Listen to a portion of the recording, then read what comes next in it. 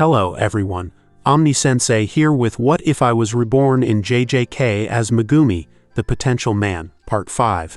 If you enjoy this content, please smash the like button. If you haven't already, please subscribe to the channel. Don't forget to check out the original story linked in the description. I hope you enjoy listening to it.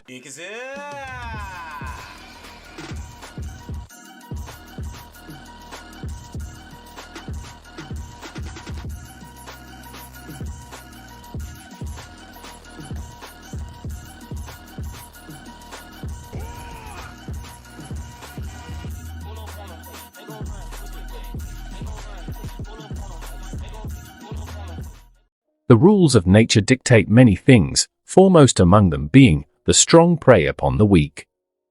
The offspring will surpass their father. And there can only be one apex predator in an ecosystem. Megumi. Megumi paused for a moment, completely taken off guard at the question. And then he started laughing. It was just too humorous for him not to. You're telling me all it took for you to remember I existed was for me to punch you in the face? Guess we found a cure to dementia. Aha! Ha ha! The Lord of Shadows held his stomach in pain as he laughed. After all the build-up, it seems like his father just needed to be reset through percussive maintenance. How the hell are you here? How the hell am I here? I just died. Toji questioned. He was completely out of his element. The last thing he remembered was looking a white-haired demon in the eyes before everything went to black. I'm here because there's an attack on Shibuya that I'm taking care of. And I assume you're here because some dumbass tried to use some kind of seance technique to summon your body, not expecting it to override the soul of your host. Megumi explained with an assured smile. Toji had a look of recognition, like he remembered something. He stayed silent for a moment as he looked his son up and down. You remind me of her. Who took care of you? He asked a moment later, showing uncharacteristic softness in his voice. Satoru Gojo.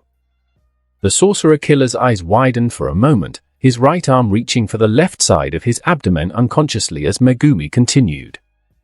After killing you, he came to me and my sister and helped us out a lot. Made sure we had everything we needed and took care of our monetary problems.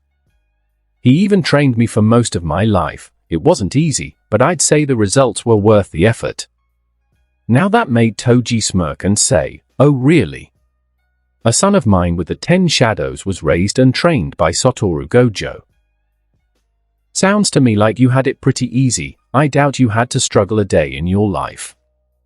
However, his son's reaction took him off guard. Instead of getting defensive or insulted, the sorcerer laughed. PFT.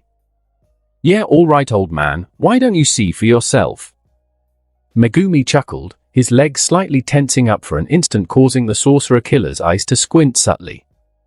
Both father and son disappeared from their place in a gust of wind and rubble. They met in the middle with their fists. The power of their impact turned the ground beneath them into a crater as a shockwave reverberated from it and shattered all nearby glass. Oh. Not bad. Toji muttered in surprise. It had been too long since he had actually been met halfway in a fight and actually matched in pure physical strength. Why getting distracted in a fight, old man? The sorcerer killer weaved his body to the side at the last second to dodge a brutal haymaker aimed at his skull. He was forced to move again and grab another fist, going for his abdomen. His arm shook for a moment as it tried to hold back the fist, and then, much to his utter shock, the fist overpowered him. Megumi's fist dug into Toji's gut, causing him to grunt before spinning around in place and throwing a roundhouse kick towards his son's head. The sorcerer killer's face was covered with a small grin, a wholly unfamiliar feeling settling in his heart as it did. Ah. I see. Is this pride in someone else? The Lord of Shadows knew he didn't have a chance to dodge this close, so he raised his right arm and blocked it. The ground beneath him cracked as his feet dug into it from the force of his father's kick. The sorcerer shifted his arm down and grabbed onto Toji's leg, pulling him towards himself and going for a haymaker to his opponent's face. He felt slight shock as he saw Toji inexplicably dodge his attack mid-air, press his body against the air itself and spin before using the momentum to crash against him shoulder first. Megumi dug his feet into the ground as he was pushed a few feet backwards, creating grooves in the ground as he did. He looked towards his father who stood on his own 2 feet, a satisfied smirk covering his face. "Looks like you weren't lying when you said you were trained to be strong. This isn't too bad. No son of mine is allowed to be a weakling who can only rely on cursed techniques," Toji announced, pulling back his sleeves and rushing in at his opponent again. The two of them clashed for a few more moments, fist to kick, shoulder check to dodge. And throughout all their exchanges, one thing was truly evident. "Yo, brat! What happened to that geezer Naobito? I killed him." "Huh? Really?" Although they were evenly matched in physical strength, Toji Fushiguro still had the slight advantage in hand-to-hand combat.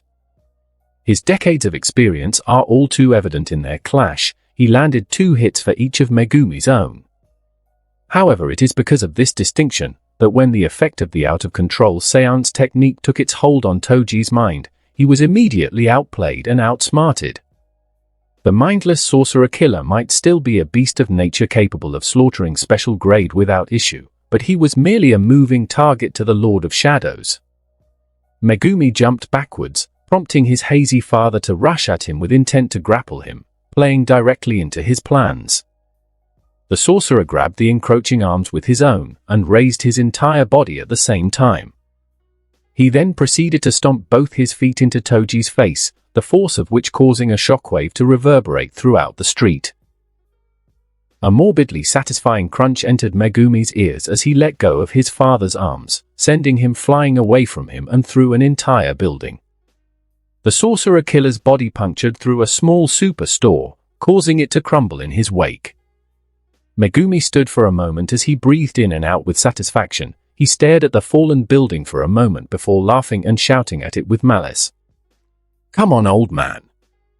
Don't tell me that after all this hype and talk, that you're just a washed-up has-been who peaked when he fought high schoolers." There was silence for a moment before the rubble of the building shook and exploded outwards, revealing Toji Fushiguro once again.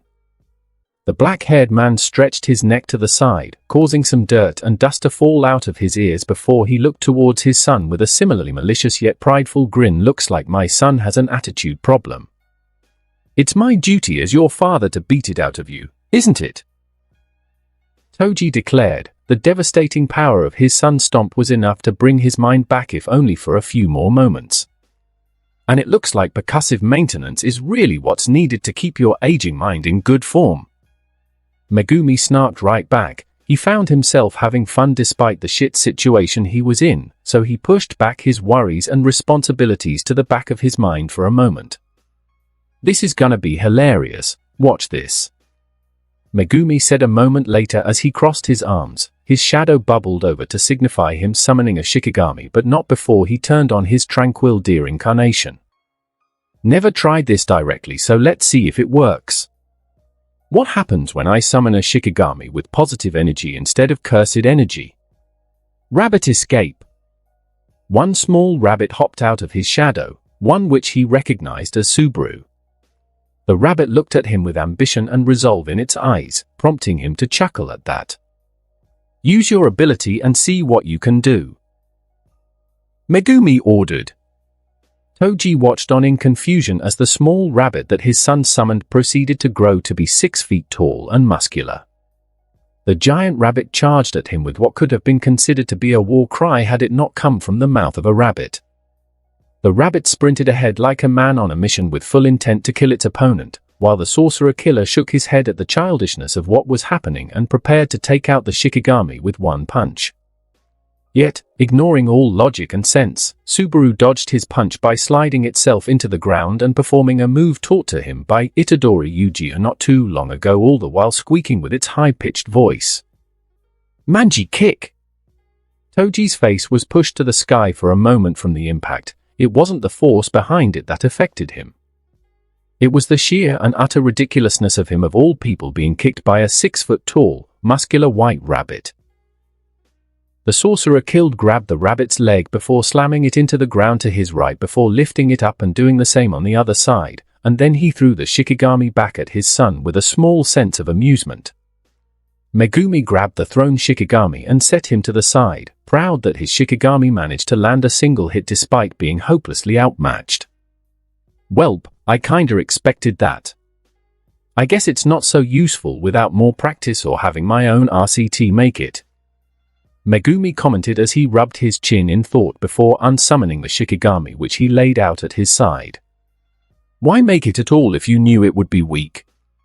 Toji questioned. It was obvious that none of this was being taken seriously. "Just wanted to try something out. Besides, watching you get manji kicked by a 6-foot-tall rabbit was funny as hell," Megumi answered, admitting to just doing it for the hell of it. Despite himself, the sorcerer killer laughed with his head to the sky at that. He then blurred from his place and reappeared before a white semi-truck. Toji Fushiguro proceeded to grab the truck by its front grills with one arm and heaved his body forwards, before throwing the truck at his son. "Catch, brat!" Instead of dodging, Megumi just stood there and raised his arms. He grabbed the truck out of the sky and turned with it still in his arms. Using his momentum, the special grade sorcerer threw the truck right back at his father with a small laugh.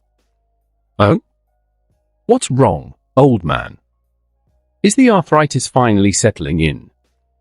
Why did that throw feel so weak?" he shouted as he watched his father grab the truck with one hand and set it on the ground beside him. "Is that so? That's because I didn't put my back into it," Toji shouted right back before gripping the truck so hard its front bumper was crushed. He got into a baseball pitching stance and threw the truck back at his son, causing a shockwave to emanate from his pitch. Megumi met the truck with a grin before catching it with his hands. Moving it to the side, he panicked for a moment and pulled his arms up to his face to block an oil tanker that Toji had thrown at him while his vision was blocked with the truck. Shit! Unprepared for the sudden weight thrust upon him, Megumi was carried with the force of the truck and was sent flying backwards into a building. This time it was a coffee shop, which also crumbled when hit with both the Lord of Shadows and the oil tanker that pushed him into it. "How's that for a throw, brat?" Toji asked with a grin, although that grin slightly faltered a moment later. He could feel something was off, not with the environment around him but with his own stolen body. He looked back up at where his son was after feeling a disturbance in the air pressure. He watched as the rubble that was on top of his opponent fell to the ground where his son was just a moment ago. "Where the hell?" he muttered in confusion. A moment later he felt another huge disturbance behind him and he gasped slightly in surprise when he saw what it was. There was his Megumi, and in his hands was a yellow school bus. The special grade sorcerer laughed and swung the bus at his father. The sorcerer killer was taken completely off guard by this act and all he could do was mutter 3 words under his breath before being thrown 50 meters away. "What the hell?" With that, Toji Fushiguro was sent flying away and landed right in the middle of the Shibuya crossing. The normally busy area was completely empty due to the evacuation being carried out by Mechamaru and Megumi's allies. Toji stood back up a moment later and rubbed the back of his head, which was aching slightly. He weaved his stolen body to the side a second later and watched as the same yellow school bus which sent him flying crashed where he stood just a moment ago. He watched as his son came crashing down from the sky with a malicious grin, but that wasn't what made him gasp in surprise.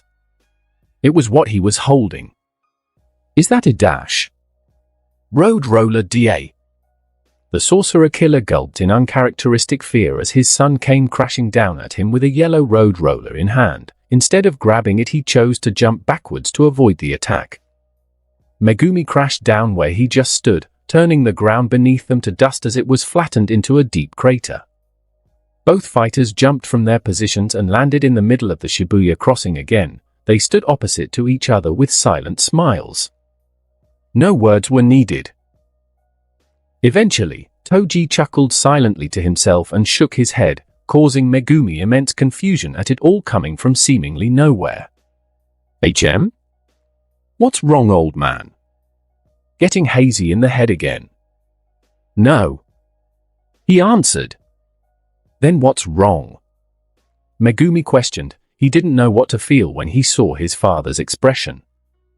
He had known him for all of 5 minutes after all. I've had enough. I've seen enough. It's time for you to just kill me already. I can feel my mind slipping again. I just want to go see her again. Toji Fushiguro stated. Despite the morbid request, all he had on his face was an expression of satisfaction. Megumi Fushiguro didn't know what to say to that, so he stayed silent for a moment before raising his hand to point a finger at his father's head. I understand. A minuscule orb of energy built up at the tip of his finger, a thing so small yet frighteningly powerful. It had enough energy to pierce through multiple buildings without any trouble. And yet, Fushiguro Megumi found himself hesitating. Are you sure? The question prompted Toji to widen his eyes. Despite not being able to see cursed energy, he could somehow feel his son building up an attack and expected to be dead already. The sorcerer killer found himself chuckling slightly. From what he knew of his son in the little time they knew each other, hesitation was the last thing he expected from him. Heh. Yeah, I'm sure. After seeing you, I know I kept my promise to your mother.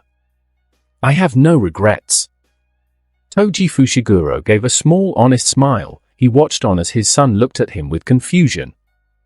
His face was hauntingly familiar no matter how many times he looked at it. He really is a spitting image of his mother, ho.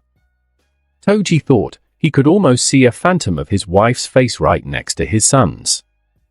And then, he spoke words that even he himself didn't think he was capable of. I'm proud of you, Meg. His confession was cut off by a bluish-black beam of cursed energy piercing straight through his forehead. Toji Fushiguro's eyes rolled to the back of his head before his body lost all strength and fell down like a puppet whose strings were cut. Megumi Fushiguro stood in place for a minute, not moving an inch as he felt the cool autumn breeze flow through his hair. Although his face held no emotions, his stretched hand was subtly shaking. And then he spoke but one word, a shaky whisper barely perceptible to all. Bastard! 5 minutes later, Shibuya Crossing. Megumi sat on a stray piece of rubble in the middle of the street. In his hands was a butterfly knife which he was swinging between each of his fingers with terrifying grace and accuracy. The evacuation is at 88%. Nearly every part of Shibuya has been cleared. Only the people trapped in the subways remain. It also seems like the battle between Sukuna and the disaster-cursed Jogo is reaching its climax. Mechamaru informed him. He had just emptied his entire inventory from anything that wasn't a cursed tool. He felt light and airy, as if he had been completely unburdened. As for the first time in a long time, he had practically nothing weighing him down, making him feel like his body was made of feathers. Yet despite that, his heart still felt heavy enough to ground him. Boom! A shockwave reverberated from afar. An explosion rose into the air a second later with orange flames lighting up the heavens above with their malevolent power. It was a reminder. A symbol that his work was not done yet. He couldn't rest yet as the world still needed him one more time. Sir, I believe you saw that as well. Yes. Megumi answered solemnly. It seems that it is the time we both dreaded. The fate of all of Shibuya, if not the world, rests on you now. To that, Megumi Fushiguro sighed. I know. The Lord of Shadows stood up to his feet. He closed his eyes and breathed in, a small ritual of preparation for the battle to come. Sir, for your sake, for the sake of all of us, I pray that you win. So do I. Megumi Fushiguro breathed out and opened his eyes, before unleashing the entirety of his cursed energy reserves. It was a signal. No, a provocation. A challenge. One which was gleefully answered by its target. Evil. Evil beyond all measure and logic appeared before him within 2 seconds of his signal. A devil that wore the skin of an innocent child. How bold of you to announce your presence so wildly to me, brat. It was Ryaman Sukuna, his stolen face being covered by a grin. one filled with so much depravity and wickedness, it would haunt the nightmares of any man. I didn't expect to get control of this vessel again for a while, but it seems that fate is on my side once again. Sukuna chuckled, his voice filled the air with so much sadistic glee it could be cut with a knife. But 19 fingers worth of my soul are more than enough. Aha! Ha ha ha! He laughed, the sky itself shook in the wake of his proclamation. For the King of Curses, Ryaman Sukuna was nearly whole once more. I'll be taking that body now. Rest assured, I'll be using it much better than you have. Ryaman Sukuna announced, his confidence and arrogance was palpable. To him, victory was but an eventuality, not a possibility. The Lord of Shadows was quiet for a moment following his monologue, despite the words being enough to send shivers down the spines of any human alive. The Shade Lord stood unmoved. Megumi Fushiguro raised his hands together at an angle, fists closed so hard his knuckles turned white. His cursed energy burned, lighting up the entirety of the Shibuya crossing like an obsidian bonfire. And then he spoke, a declaration so raw and true it made everything else he had ever spoken until that moment feel like a lie. The term Red Sun over Paradise, in Japanese culture, references a blood-stained night after a war, but changing the bloody moon into a red Sunday. The red sun would mean a new dawn of drastic changes, humans contaminating the beautiful paradise or the world. No matter what, one thing was for certain. Following this night on the 31st of October, nothing would ever be the same. With this treasure, I summon the Divine General Mahoraga. The shadows beneath Megumi Fushiguro exploded outwards as a 12-foot-tall behemoth emerged from his abyss. The Divine General made his appearance to the battlefield for the first time while being framed by an aurora of purplish-black cursed energy. For the first time not as a curse, but as a Shikigami. So this is it, brat? Your trump card? This is the pet you think will be able to protect or save you from my will. Take solace in whatever few moments you have left in that body, because soon it will be mine and I will make everyone you hold dear suffer for your weakness. Ryaman Sukuna declared, brimming with malevolent intent. To his surprise, instead of being afraid or even annoyed by that proclamation, Megumi Fushiguro laughed. You can try, but I'd watch out for the feds first if I were you. I don't think they'll take kindly to hearing how you wanna enter the body of an underage child. Megumi snarked with a grin, and immediately as he did, he saw a disturbance in the air rushing in his direction. Megumi weaved his body to the side, avoiding a dismantle that rushed past him and sliced a nearby truck in half instantly. Another came not even a second later, then another, then dozens. Each and every one was captured by his evolved eyes. He dodged each one, running to the side. He slid to get behind a building which was torn apart by the king's cursed technique. The king himself stood with some shock as he watched what he deemed as his future vessel spot all his slashes and dodge them perfectly. He jumped backwards as the ground he stood on was shattered into dust by a giant fist. It was the Divine General. Mahoraga didn't let up and chased his master's enemy. Sukuna chose to observe how the Shikigami acted and didn't use any more dismantles against him. If this Shikigami really is just like Yamato no Orochi as I thought, then this new body would be perfect. I can't kill it, but I also need to weaken the brat enough to be able to take his body. Sukuna thought as he stopped backing away and awaited the Shikigami to attack again. But to his surprise, the white behemoth jumped away from him. Landing right next to his master, who stood atop a traffic light, they stood there side by side and awaited his next move. Megumi was more than happy to play on his opponent's ego and just wait out the clock for Yuji to take back control.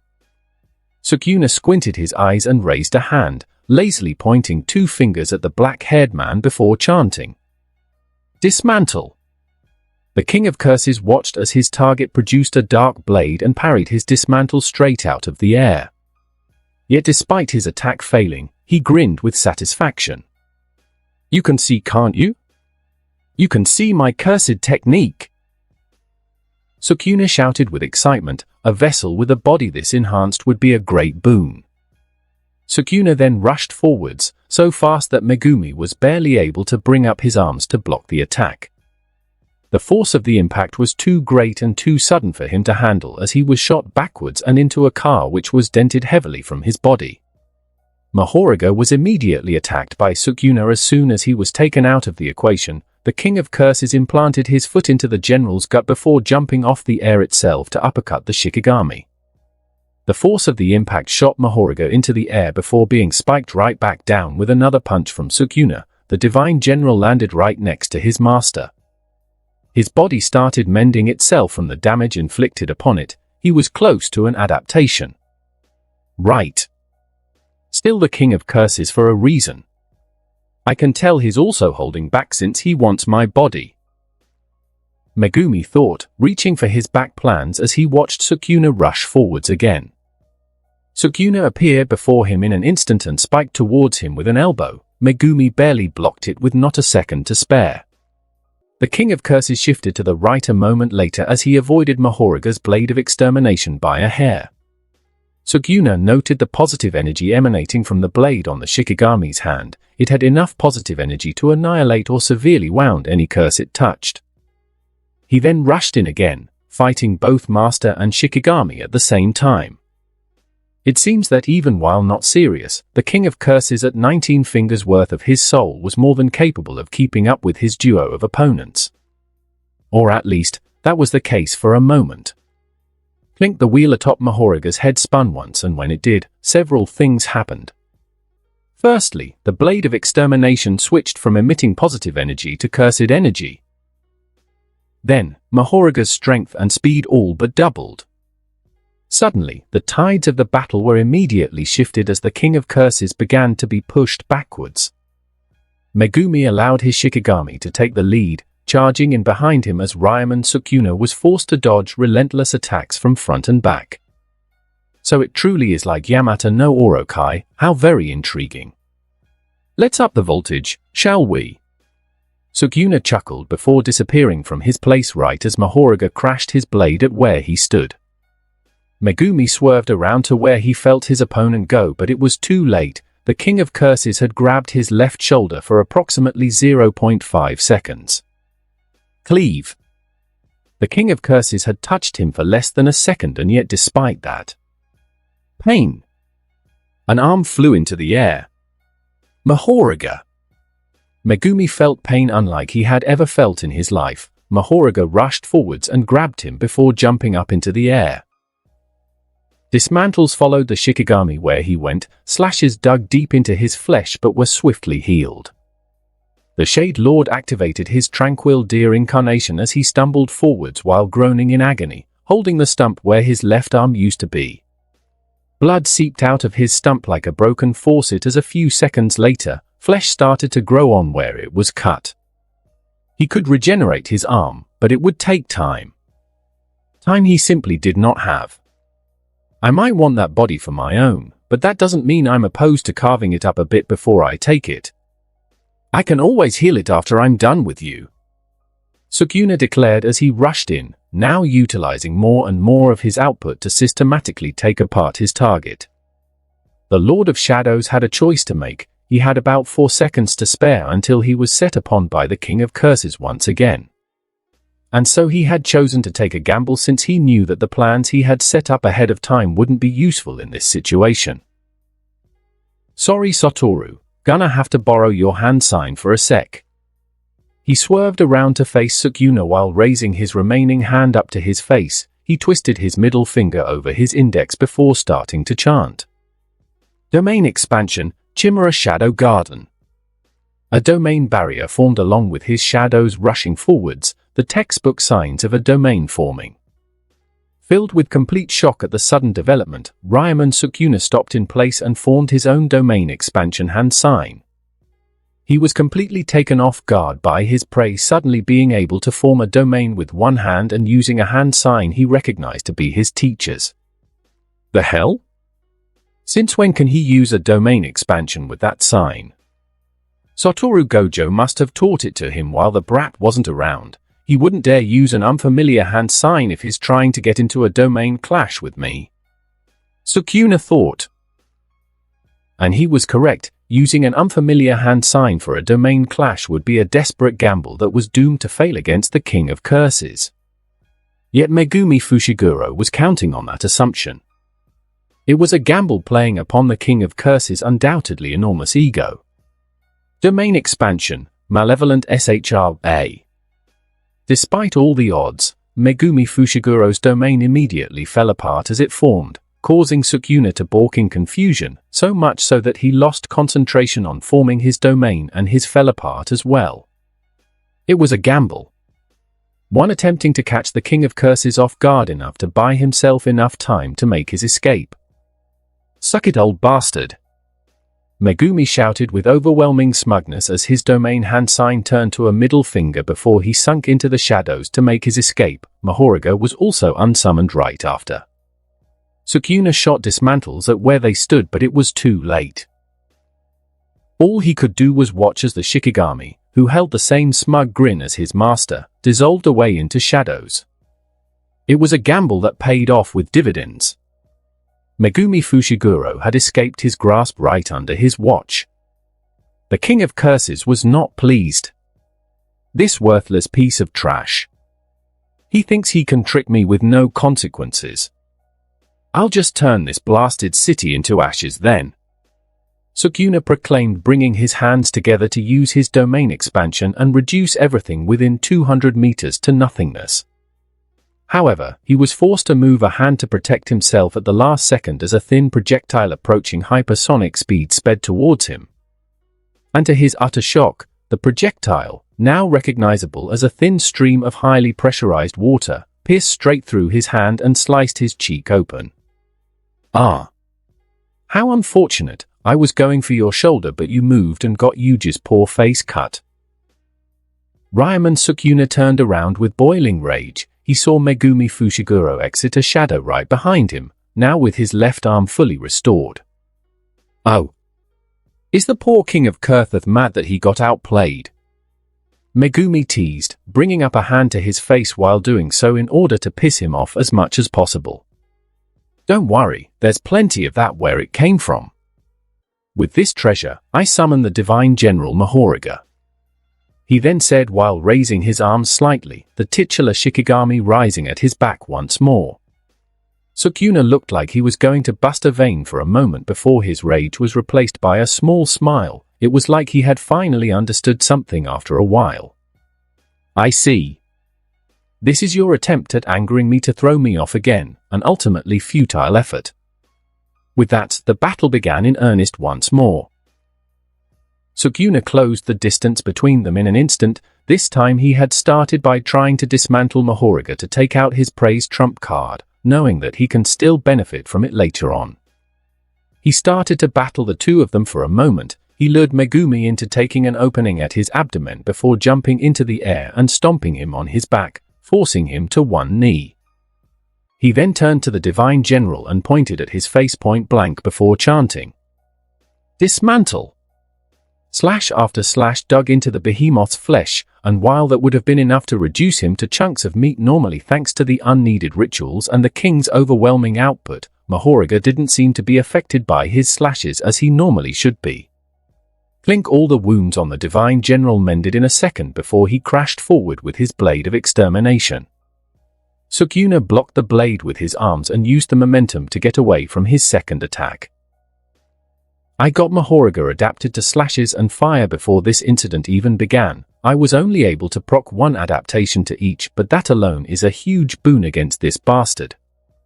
Megumi got up to his own 2 feet and turned to face Sukuna, immediately spotting his observing look. He knew that Sukuna would be more than capable of figuring out his plan of baiting him into feeding Mahoraga's adaptation. That adaptation just now locked in Mahoraga's adaptation into dismantles and allowed him to see them. The next one will make him way more resistant. That is check, and the next adaptation following that would be a checkmate. He concluded, knowing that this battle had yet to even reach its height. And so, he had to be proactive.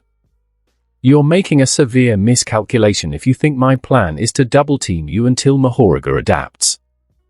He called out, stealing his opponent's attention and confusion.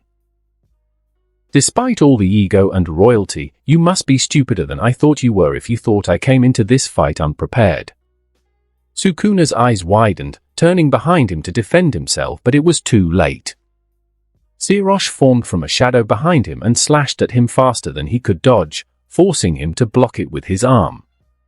The beast reagent didn't dare stick too close to the King of Curses for too long as he dashed away right after his attack and stopped at his master's side. It's not a 2v1, it's 3 against 1.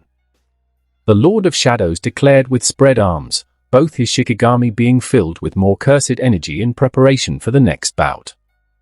Megumi Fushiguro watched on with a smirk while Ryman Sukuna stared at his right arm. It held 4 deep grooves in it which healed away as soon as they formed. That's it. I am done playing with you. I'll slaughter those dogs and remove your limbs. Sukuna stated. His rage was palpable as his malevolent cursed energy began permeating throughout the atmosphere. Megumi got back into a fighting stance. Everything was still within range of his plans. He would continue to stall Sukuna until either Yuji took back control or Mahoriga completed his adaptation. Then he could go on the offense. It was a brilliant plan, one that showed off great forethought and ability to think ahead. Megumi looked at the expression on Sukuna's face before adrenaline shot straight through his veins. He knew all too well what came next. But forethought alone cannot overcome the King of Curses. Both combatants raised their hands and brought them together before chanting at the top of their lungs. Domain expansion, Malevolent Shrine. Domain expansion, Chimera Shadow Garden. Black Nothingness was faced with a perversion of Buddhist nature as a domain barrier formed around the two of them.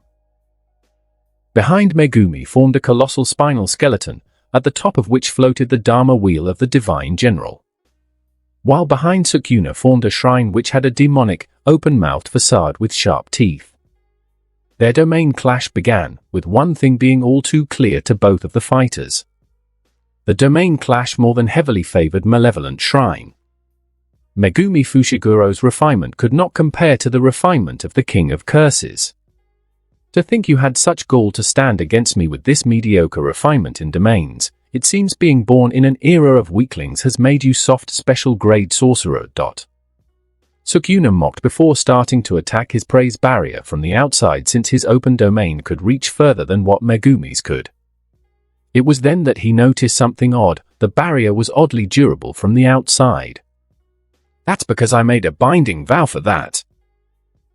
Sukuna had to block a fist reaching for his face at the last possible second, feeling the barrier grow even more durable following his opponent's declaration. Megumi gave a strained grin before going for a sweep at his opponent's legs, who jumped over it while utilizing his height and positional advantage to crash down at the black-haired man's exposed form. The elbow was avoided by a hair's breadth. Sukuna had to jump back to avoid a punch.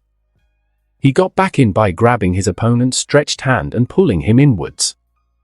Sit! He growled before backhanding him, making his own binding vow to empower the output of his domain outside the range of Megumi's own in exchange for weakening it inside as he did.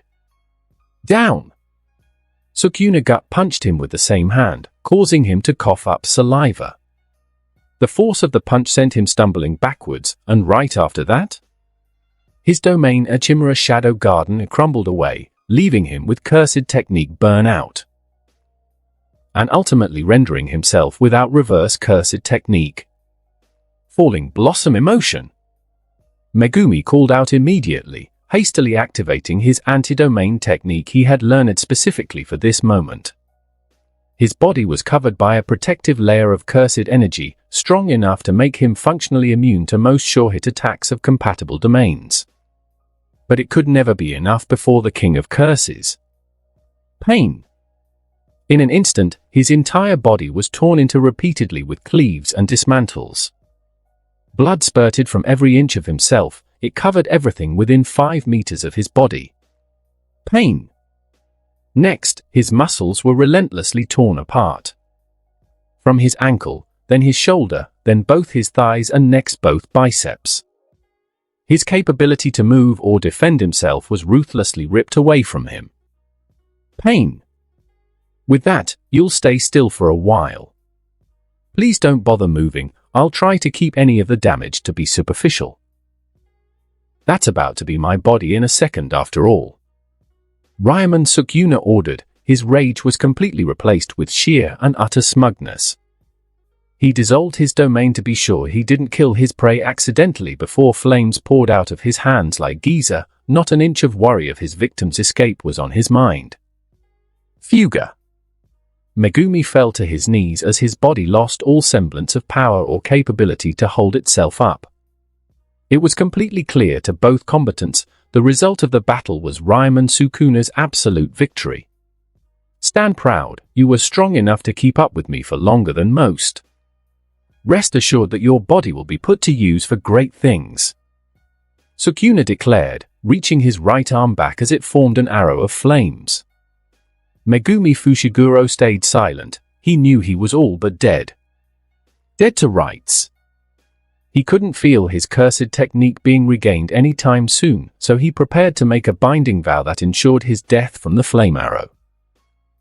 He would not be allowing his body to be stolen and used against his friends and family once again. The flame arrow blurred ahead with the signature demonic laugh of the King of Curses. The black-haired man stared death itself in the eyes, not with fear or anticipation, but with a smile. Guess my gamble didn't pay off. Oh well. Guess it's time to kill myself. With the heavens above as my witness, Megumi thought, beginning to make his vow to ensure his death. But something stopped him at the last second. He felt something draw upon his cursed technique, a will not his own.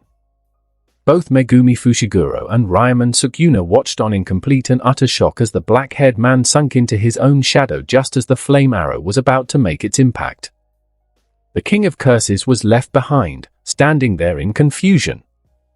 His victory had been robbed from his once again, yet it seemed like even his opponent didn't know how he had escaped. So all he could say was one thing. What the dash? Bastard! Megumi looked around himself, finding himself to be within his own innate domain, its very bottom in fact. So we finally meet, Megumi Fushiguro, or well. Do you prefer Jack Connors? Never in his life had Megumi turned around so fast and with such shock running through his veins. What he looked upon was himself. A mirror? A simulacrum? A copy? A manifestation of his own mind, perhaps? No to all of them, it's me, or well, it's you. I am Megumi Fushiguro, the original one as it were. Megumi answered, placing a hand at his chest as he did all the while reading his mind like it was his own, because it was his own. How? How is this happening? He asked. Never in his life had he been this taken aback and surprised. The body is the soul, or is it the other way around? Well, in either case, I took the burden of your cursed technique burn out on my fragment of our soul. That allowed me to temporarily use my limited control to sink you in our shadow. Megumi answered once again. You can read mine, our bastard. You know what I mean. How the hell are you alive? Shouted the first Megumi, or was it the second? Never gave it a thought, did we? You're functionally an incarnated sorcerer, you know. Only your soul was irreparably infused within our body with full control from the beginning, or well, mostly full control. But that's for later. The other Megumi answered, or was it the first one? You remember Tsukumo's research, don't you? Remember what it said? He then reminded. Souls may mix to some degree, but they never fully merge. Shit! I should have thought of that. So, what now? Why now? Megumi asked after much deliberation. It was confusing to get his head around. I couldn't contact your fragment of our soul without the completed power of the 10 shadows. I also needed you to be as close to death as possible to weaken your control enough to be able to manipulate it. And now? Now it's time for me to die. The Lord of Shadows stood there in shock. He was unable to comprehend everything he was hearing. So that is why the only time he was able to see him before was when he was suffering from brain damage from Infinite Void. That was the closest he had brushed with death in years. Indeed, when you took over our body, a portion of my soul remained and is taking away control from yours. Don't you get it? My very existence within this body is holding you back. In order for you to achieve your full potential, our fullest potential, I must fade away completely and allow you to ascend. Are YA really just okay with that? Just fading away and dying? The greater fragment questioned. He watched as his other half disappeared and reappeared in front of him in an older form and spoke. Are you the better me because you will live up to our full potential, or will you live up to our full potential because you're the better me? Why am I feeling a sense of déjà vu? The lesser fragment dissolved away into shadows before reforming behind him, this time in the form of what he looked like as a child sitting on a desk with his legs swinging. Sure, I hated you at first for taking my life, but then I realized. As much of a greedy bastard as you are, you also made everyone's life better with your existence. I realized I was just being selfish. You will be the one to fix it all, of that I am sure. The Shade Lord watched as Megumi Fushiguro grew once again to his full form and laid down at the bottom of their shared abyss, staring up at the blinding light at its very peak, which stood as a symbol of false hope to all that saw it. He walked ahead and laid down by his other half. They laid side by side in silence for a moment before the lesser fragment spoke again. I don't care for my existence, so I will burn away my own soul to unleash yours. It'll release all the unconscious limiters placed on it, from your cursed energy refinement to even your reverse cursed technique. You'll finally be, for real this time, truly free. Once again, a few seconds of silence set upon the two of them before it was the greater fragment that spoke this time. Is this your final wish? He asked, getting up and looking down at his other half. Huh? Yes, it is. Nothing would make me happier than setting you free to demolish Sukuna. I'll be going first, so you better kill him for me. The lesser fragment, no, Megumi Fushiguro, began to be covered with purplish obsidian flames. They set upon his body starting from his foot and crawled upwards. Wherever they went, remained only purplish ethereal ashes that flowed softly into the Lord of Shadows. But even with all that, what the hell do I do about his open domain? I can't do shit against that since he just shatters mine from outside. He asked, feeling a hint of doubt for the first time in years. He only heard an uproarious laugh in return. Megumi Fushiguro spoke one last time before burning away. Oh, I think we both know the answer to that. It's just like Shoko told you when NYX died. You even said it so much back in the day it was practically a mantra. You're a Jujutsu sorcerer. Why bother playing human? It was then that Ryman Sukuna felt the earth beneath him start to shudder. What the hell?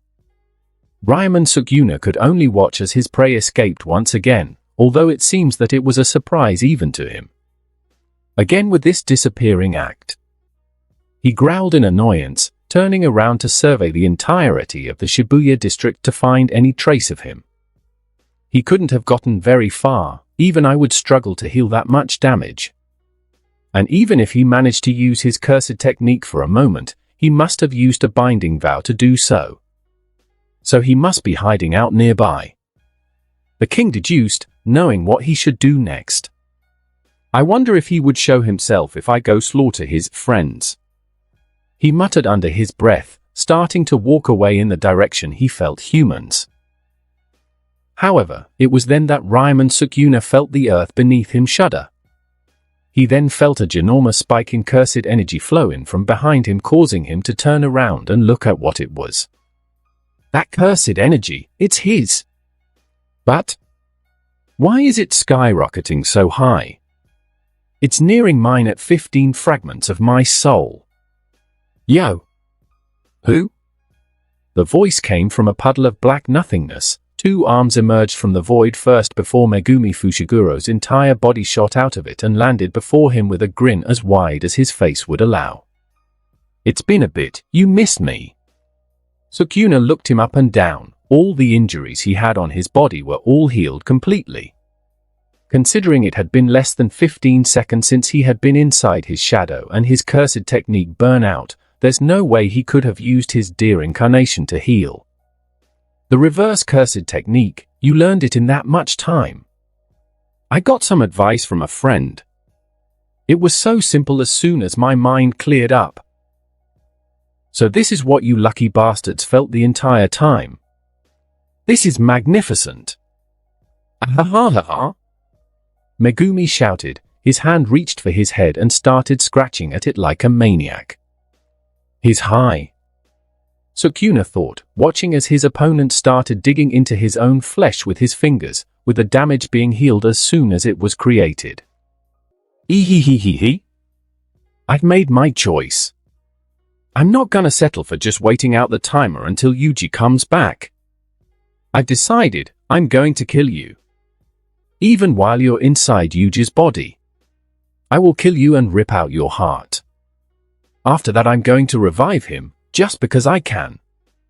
Hearing the awakened sorcerer's insane rambling, the King of Curses found a sense of amusement overwhelming him. That's some amount of bravado you're spitting, boy. Even if you have access to the reverse cursed technique, you must still be having trouble with your cursed technique. Sukuna pointed out, reaching to make his domain hand sign as he did, although all it did was make his opponent grin with malice. You can't use your domain to defend yourself, not that you could even hope to match my open domain with your mediocre refinement.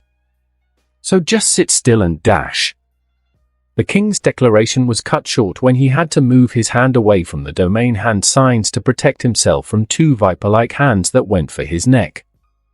Their hands locked together, and to his utter shock, Sukuna found himself struggling to match his opponent's physical strength.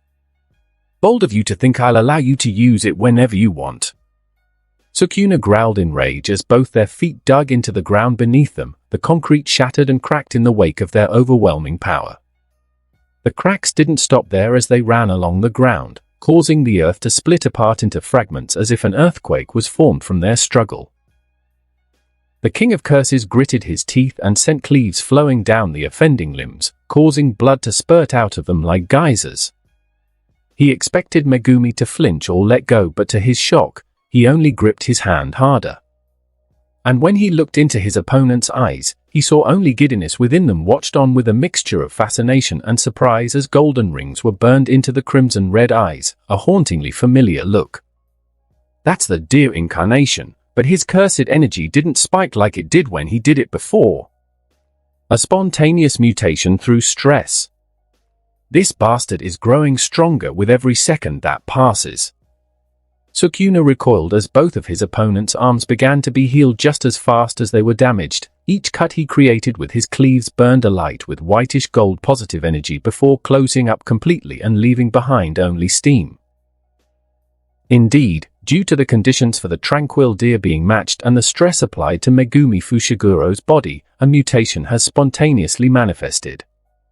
The new mutation did one thing and one thing only. It significantly enhanced his burgeoning reverse cursed technique's efficiency and effectiveness, causing them both to all but double in each category. He. Why so scared, Sukuna? I don't bite. Come closer to the body you wanted. Megumi shouted with insanity before pulling the King of Curses towards himself and headbutting him so hard it created a shockwave which shattered all nearby glass. The two of them were separated from the force of the impact. They looked at each other for a moment before Megumi started giggling like a madman again. The black-haired man grabbed his own head as a grunt of pain escaped his mouth. Sukuna rushed ahead to take advantage of the opening and stop whatever he was planning. However, he had to swerve to the side at the last second to avoid a swipe from a giant bladed arm. The divine General Mahoriga made his appearance on the battlefield once again, causing Sukuna to balk in confusion. He heard Megumi's insane giggling reverberate throughout the broken, fractured battleground once again. He? Ha ha ha. Oh, the exquisite pain. It's almost blinding. He shouted as he moved his hand off his face, revealing blood streaming down his eyes as if he was crying. You destroyed your own brain and healed it with your reverse cursed technique to force your burnout to heal. You insane bastard! Ha ha ha! Sukuna called out, though he was starting to laugh more than he was being angered by the turn of events. Am I having fun with this brat? He questioned himself incredulously. Call me impatient or greedy if I want, but waiting for it to clear on its own was boring. Now then. Let's continue our fight, shall we? But first, let's do this. Megumi announced. The Lord of Shadows snapped finger near the top of his head, his shadow expanding and shockingly letting Mahoraga sink into it, leaving behind his wheel to float to the top of his master's head. I haven't perfected that form yet, so this'll have to do for now. I will be taking the burden of adaptation for Mahoraga, only 2 more adaptations needed after all. He thought as his cursed energy spiked once more as he channeled an incarnation, bone gauntlets forming over his arms from his piercing ox incarnation. Hey old man, you should know that my great serpent normally has paralytic venom, but what do you suppose would happen if I were to create said Shikigami with positive energy instead? He then asked with a grin. Sukuna watched on with intrigue as a small serpent formed from Megumi's back and reached up to his neck before he answered. A paralytic would then become like an adrenaline shot. He commented, recalling a lesson he was forced to listen into with Yuji. Bingo! Megumi shouted as the serpent bit into his neck, causing some of his veins to temporarily turn green as his entire body began heating up in response to the venom of the serpent, which was enhanced due to his revealing of the cursed technique reversal. NGHH.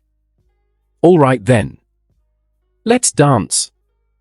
Megumi's eyes burned with a goldish-crimson supernatural light as he squeezed his legs for all their power before he shot forwards, leaving behind only shattered rubble in his wake.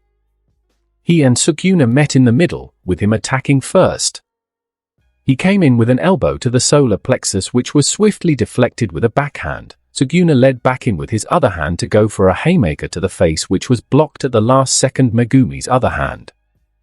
The Shade Lord's leg crashed into Sukuna's abdomen to push him away before he sprinted at him again like a rabid animal, each and every one a killing blow thrown with 110% of his adrenaline-boosted power. What's this? You're actually going for the kill here? Sukuna questioned as he pushed back while blocking his opponent's fevered strikes. You thought I would hold back because you're in Yuji's body? I don't care, I'm just gonna kill you. Ha! Good. The King of Curses grinned at the Shade Lord's proclamation as they then got faster, each one of their exchanges causing the buildings around them to shudder from the vibration. The Lord of Shadows growled at seeing that the exchange was not ending with his opponent dead anytime soon. He slammed his hand to the ground as then shadows flooded outwards before releasing hundreds of abyssal colossal serpents that shot forwards with intent to tear their master's prey to shreds. Sukuna smirked before jumping into the air. The tidal wave of shadows flooded upwards through the air in order to get to him. With a maniacal laugh, he pointed his arms downwards towards the hundreds of abyssal serpent and chanted on repeat. Dismantle! Dismantle! Dismantle! Dismantle! The colossal horde of malformed shadow serpents were all shredded apart. Every one of their outstretched maws were reduced to nothingness so quickly that they weren't even regenerated. As the King of Curses cut apart the last serpent, he had to desperately bring his arms towards his face to block a haymaker going for his head, as the Shade Lord was revealed to have been using them as a distraction to get close. Sukuna blocked the first fist but not the second as it snuck past his arms and dug into his abdomen. It was followed by yet another haymaker to the King of Curses' face, which was not blocked. His face was crushed inwards from the force of the impact of Megumi's face. However, Sukuna was not one to be taken lightly as he gritted his teeth and cleaved apart Megumi's gut, cutting into his flesh and organs, but was ignored as the Lord of Shadows simply did not care, activating his reverse cursed technique at full power to simply force his way through the damage and pain. A shockwave reverberated through the atmosphere as Sukuna was sent flying even further upwards. The Shade Lord growled and shouted at his opponent while his legs tensed up. Get back here! Cursed energy sparked at his feet before exploding and sending him flying upwards without the need for his wings. The King of Curses, who had just recovered, sent dismantles and noted that his opponent wasn't slowing down but speeding up as he flew towards him. The ability of his piercing ox incarnation worked overdrive, increasing his cursed energy output to insane levels, which he used to power through the dismantles and spike Sukuna down towards another building with both hands smashing down at him. Despite being overpowered and smashed through a building, the King of Curses laughed as it was the most fun he had in centuries. Grunting slightly, he pulled himself up to his feet and went to go back on the offense when he was instantly met with a fire extinguisher to his face, which was cleaved away. However, he had not considered the explosion of white foam which scattered outwards at the point of impact and blinded his field of view. That's why you old bastards should stay in the Heian era. Sukuna wasn't able to react in time before a bone-clad fist emerged from the white cloud and struck him with a devastating uppercut to the jaw, the force of which sent him flying upwards into the guts of the building, which quaked and crumbled from their battle. When he emerged from the collapsing building, he was met with several dismantles flying in his direction. But instead of dodging, he simply crossed his armored arms in front of him and shot upwards where Sukuna was gliding down. The dismantles dug into his body, but were all ignored completely as he didn't flinch from them in the slightest and met the demon in the middle of the sky. The Lord of Shadows and the King of Curses both laughed like maniacs while pulling back their arms. Although they were both in the middle of the air and fighting for their lives, both didn't seem to care in the slightest, as that threat only caused them to get even more excited. Come on, Megumi Fushiguro, keep showing me more. Stand still and I'll even show you my old man. Sparks of black flowed their arms as they shot them forwards. Neither had any idea of dodging the other's attack. It was as if they had made an unspoken agreement through a shared madness. Their grins didn't move an inch even as the other's fist crashed into their face.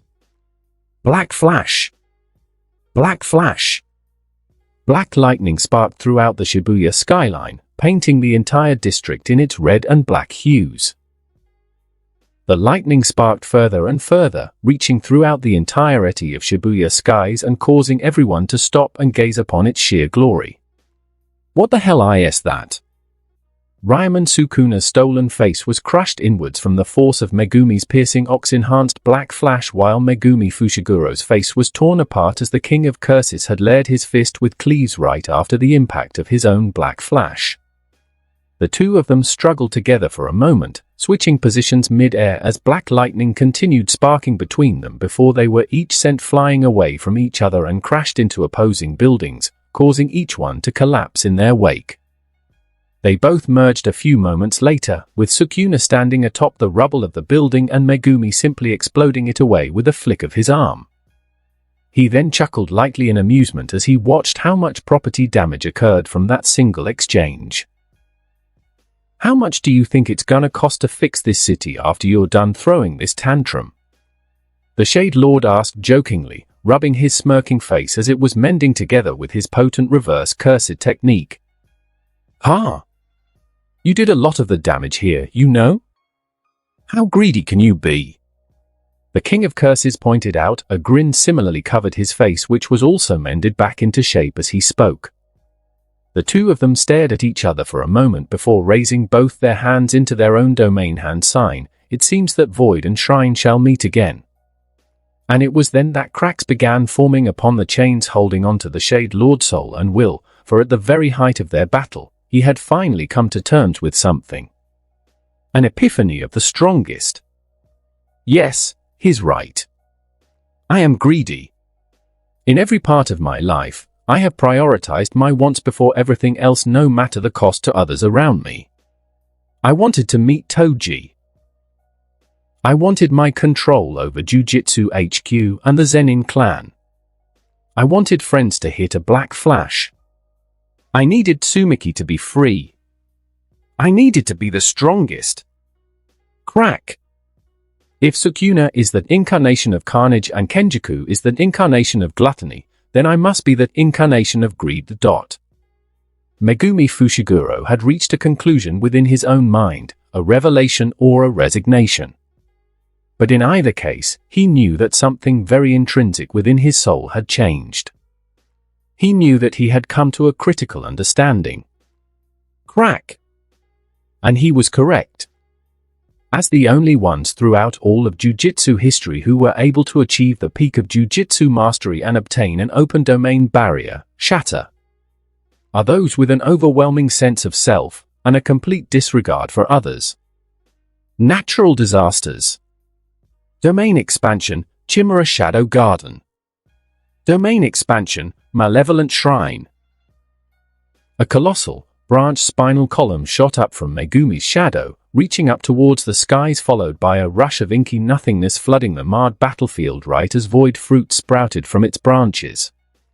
While on the other hand, a demonic shrine formed behind Sukuna, its depraved visage painting the skies a crimson red. To Ryaman Sukuna's complete and utter shock, no barrier formed from either side of the battlefield. It was the first time in his millennia of experience that he met another who had achieved the same feat that he and Kenjaku had achieved. Why you made it barrierless? You actually grasped the core of domains.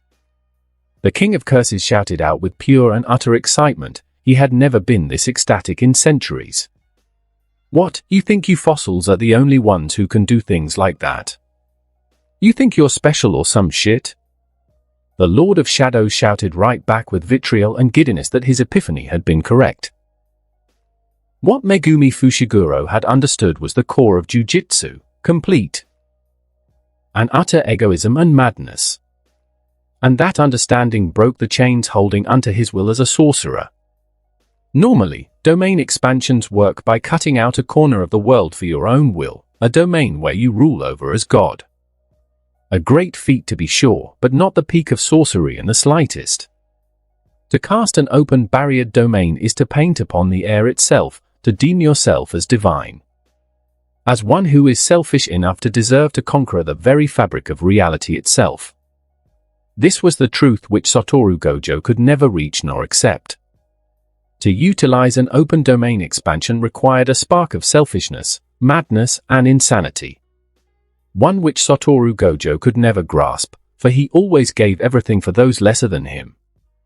He always fought for those lesser than him. And he died for those lesser than him. This was the spark of selfish madness that Satoru Gojo could never grasp. The very same spark which Megumi Fushiguro had infused within the very core of his being.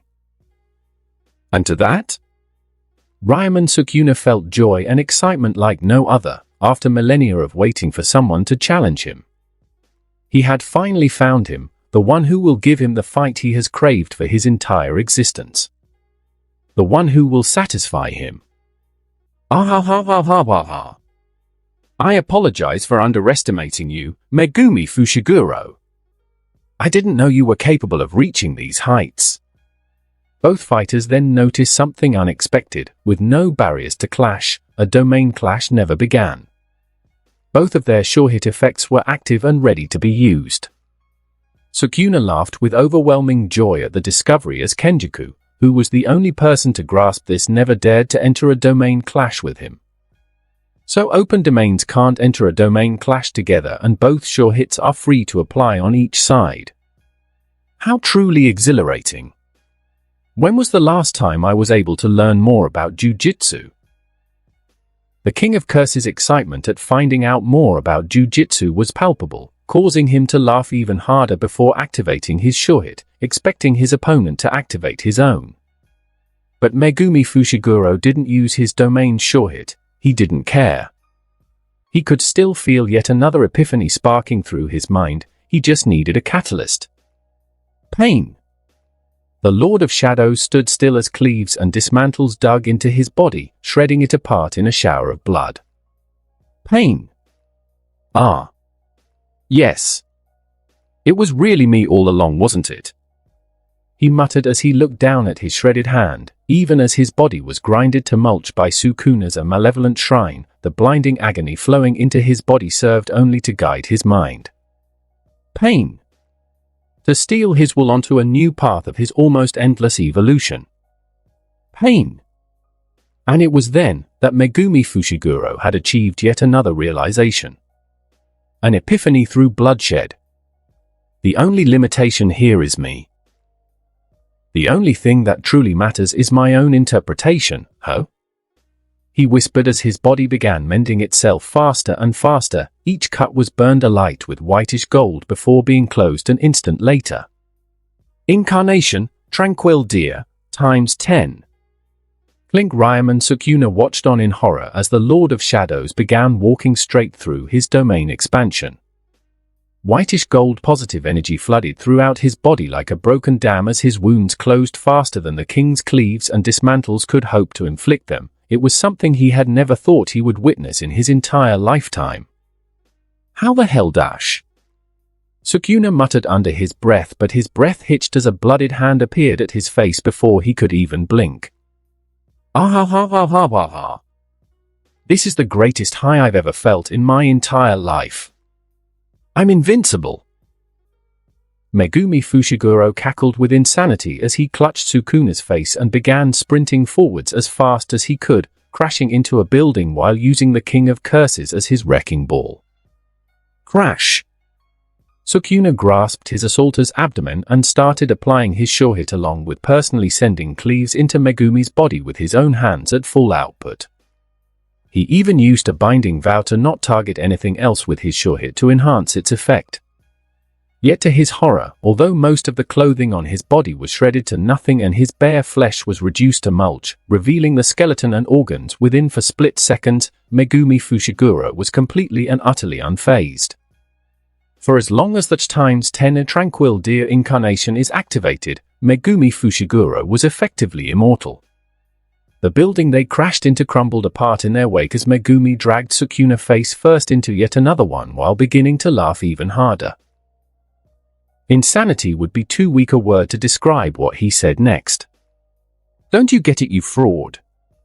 Another building was reduced to rubble as Megumi began speeding up, his cursed energy output and physical strength beginning to spike higher and higher from his piercing ox incarnation even as Sukuna kept slashing into him with the combined power of his domain and personally outputted cleaves.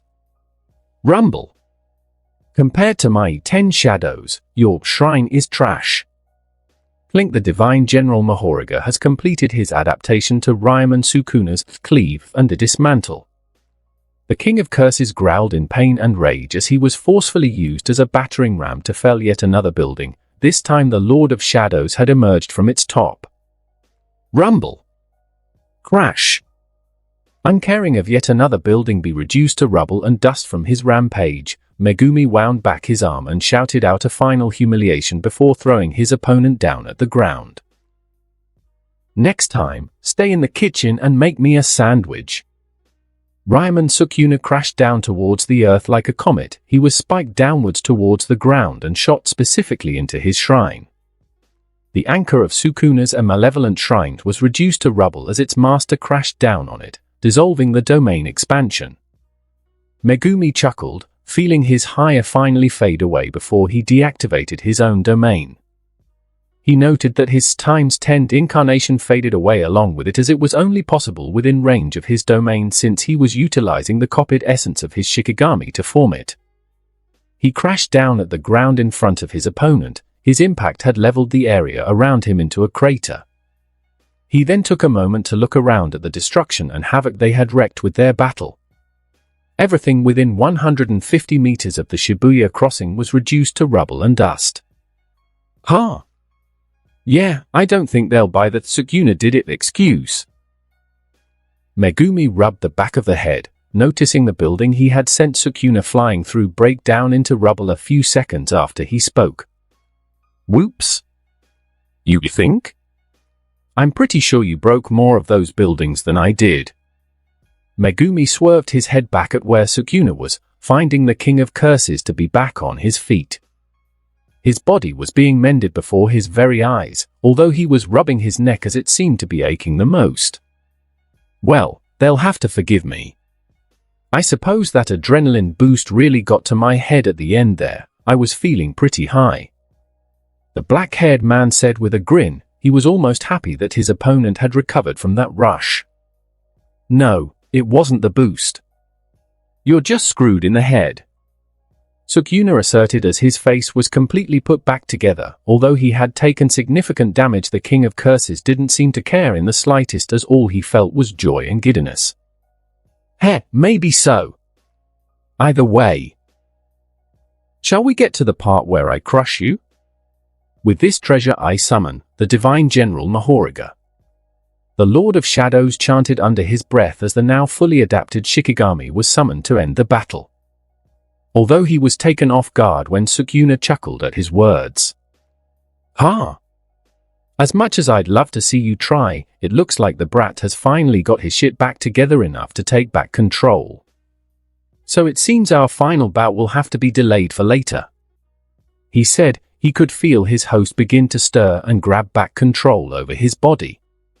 Sukuna then felt a pulse shoot from the depths of his soul as his stolen limbs lost all their power, his tattoos beginning to fade away soon after. Oh. Bummer. Megumi muttered as he walked towards Sukuna while willing Mahoraga to be unsummoned. He was feeling kind of disappointed that his chance to beat Sukuna completely was taken from him at the last moment. Trust me, no one is more disappointed than I am. Brat had to interfere. Sukuna growled, his words beginning to slur at the end before he went unconscious for a second. Megumi caught the falling body of his friend as a moment later, the eyes of Itadori Yuji flew open. What the hell? Where am I? Megumi. Where do you come from? What happened? Yuji questioned incessantly, obviously panicked from suddenly gaining control of his body again. You're fine, everything is fine. Sukuna got control for a while and I had to keep him contained, but he didn't manage to kill any people as far as I know. Megumi explained, reaching into his pocket and pulling out an earpiece before clicking a button on it. Mechamaru, check in. How's the evacuation status and do you have any confirmed Kias from Sukuna's rampage? No sir, as far as I know, no one had died from Sukuna's escape. Although multiple sorcerers were injured and some curse users were killed, your evacuation plans had worked perfectly. 99% evacuation of the Shibuya district has been confirmed. Yuji seemed incredibly relieved at hearing that his mistake hadn't cost any innocent people their lives, although his expression was steeled into that of rage by the following words. Although Saguru Ghetto has been confirmed to be still occupied with waiting for the prison realm to process Otoru Gojo, the disaster curse known as Mojito had been spotted in the inner reaches of the subway station. That is where the last 1% of civilians are located to my knowledge. Itadori Yuji's fist clenched hard enough to turn his knuckles white. He was taken off guard when Megumi grabbed him by his shoulders before he was healed completely. You heard there's still people that need saving in that subway. That's where you need to go. The black-haired man ordered as he finished healing his friend with his reverse cursed technique. But what about you? Yuji asked, feeling somewhat worried for his friend as he had just finished a fight to the death with Sukuna. He watched as Megumi handed him the earpiece and walked off, leaning against a nearby wall. He then slid down it with clear fatigue and sat down with a small groan. I'm gonna take a small nap, that fight took everything out of me, I'm afraid. But don't mind me, saving people is what you do best, ain't it? Go be a hero. Itadori Yuji was silent for a moment, before he nodded his head and wore the earpiece. Got it, thanks Megumi. I won't let you down. Megumi watched on as his friend shot ahead, guided by Mechamaru towards the last known location of Mojito. He knew it was a personal fight for him, so he wouldn't interfere. He reached into his shadow and pulled out yet another earpiece and placed it inside his head before speaking. Kokichi, make sure to guide Moki and Yuki Tsukumo towards where Saguru Ghetto is. We can't afford to let him escape with the prison realm while I'm under. Make sure to wake me in 10 minutes too. He ordered before closing his eyes. Copy that, sir. And? Good work against Sukuna, that was quite the battle. The greatest one I've ever witnessed, in fact. Well, you could say it was an enlightening experience. With that, Megumi Fushiguro drifted off to a short yet well-deserved sleep. The clash of the two titans has permanently marred the battlefield of Shibuya, reducing it to a desolate wasteland. And the victor between Ryman Sukuna with 19 fragments of his soul and Megumi Fushiguro had been decided. The Lord of Shadows had achieved victory. And where was he last seen? Yuji asked. He was currently sprinting down the street while enhancing himself with cursed energy. Although he was moving oddly faster than he was used to, which he attributed to feedback from Sukuna's enhanced powers. The last time he was spotted was by the Grade 1 sorcerer Kento Nanami. I lost contact with him due to the earpiece being destroyed during an impromptu battle against some of the Disaster Curse's transfigured humans. Yuji gritted his teeth in worry at that news before pushing himself to run even harder. Inefficient cursed energy usage be damned. The ground beneath the vessel began to be cracked and crumbled from his spiking strength as he blurred through the ruined streets of Shibuya. Calm yourself, Itadori Yuji. Even if he is fighting a special grade curse, Nanami Kento is a grade 1 sorcerer for a reason. He can handle himself, so there is no need to waste your energy. Just follow my instructions and you'll get to him before he is killed. That had somewhat calmed the pink-haired sorcerer down, who slowed down his fevered sprint into a more efficient and manageable level. Eventually, he could feel the familiar signature of his classmates up ahead in the same direction he was headed. A few moments later, he crossed through an alleyway which led directly into a street in the middle of the red light district. It was there where he saw his classmate Nobara Kujisaki in the middle of a fight with what looked like a curse user with a hand-gripped sword and long blonde hair tied into a ponytail. He also curiously had one blue stripe on his left cheek. He was about to jump into the fight to help her, but that proved unnecessary as she drew the curse user in by giving him a false opening before blocking his blade with the pole of her naginata and pulling upwards with great force. The result was immediate, as the blonde-haired curse user's cursed blade was sent flying into the air, where it was then slapped away with the blunt end of her naginata.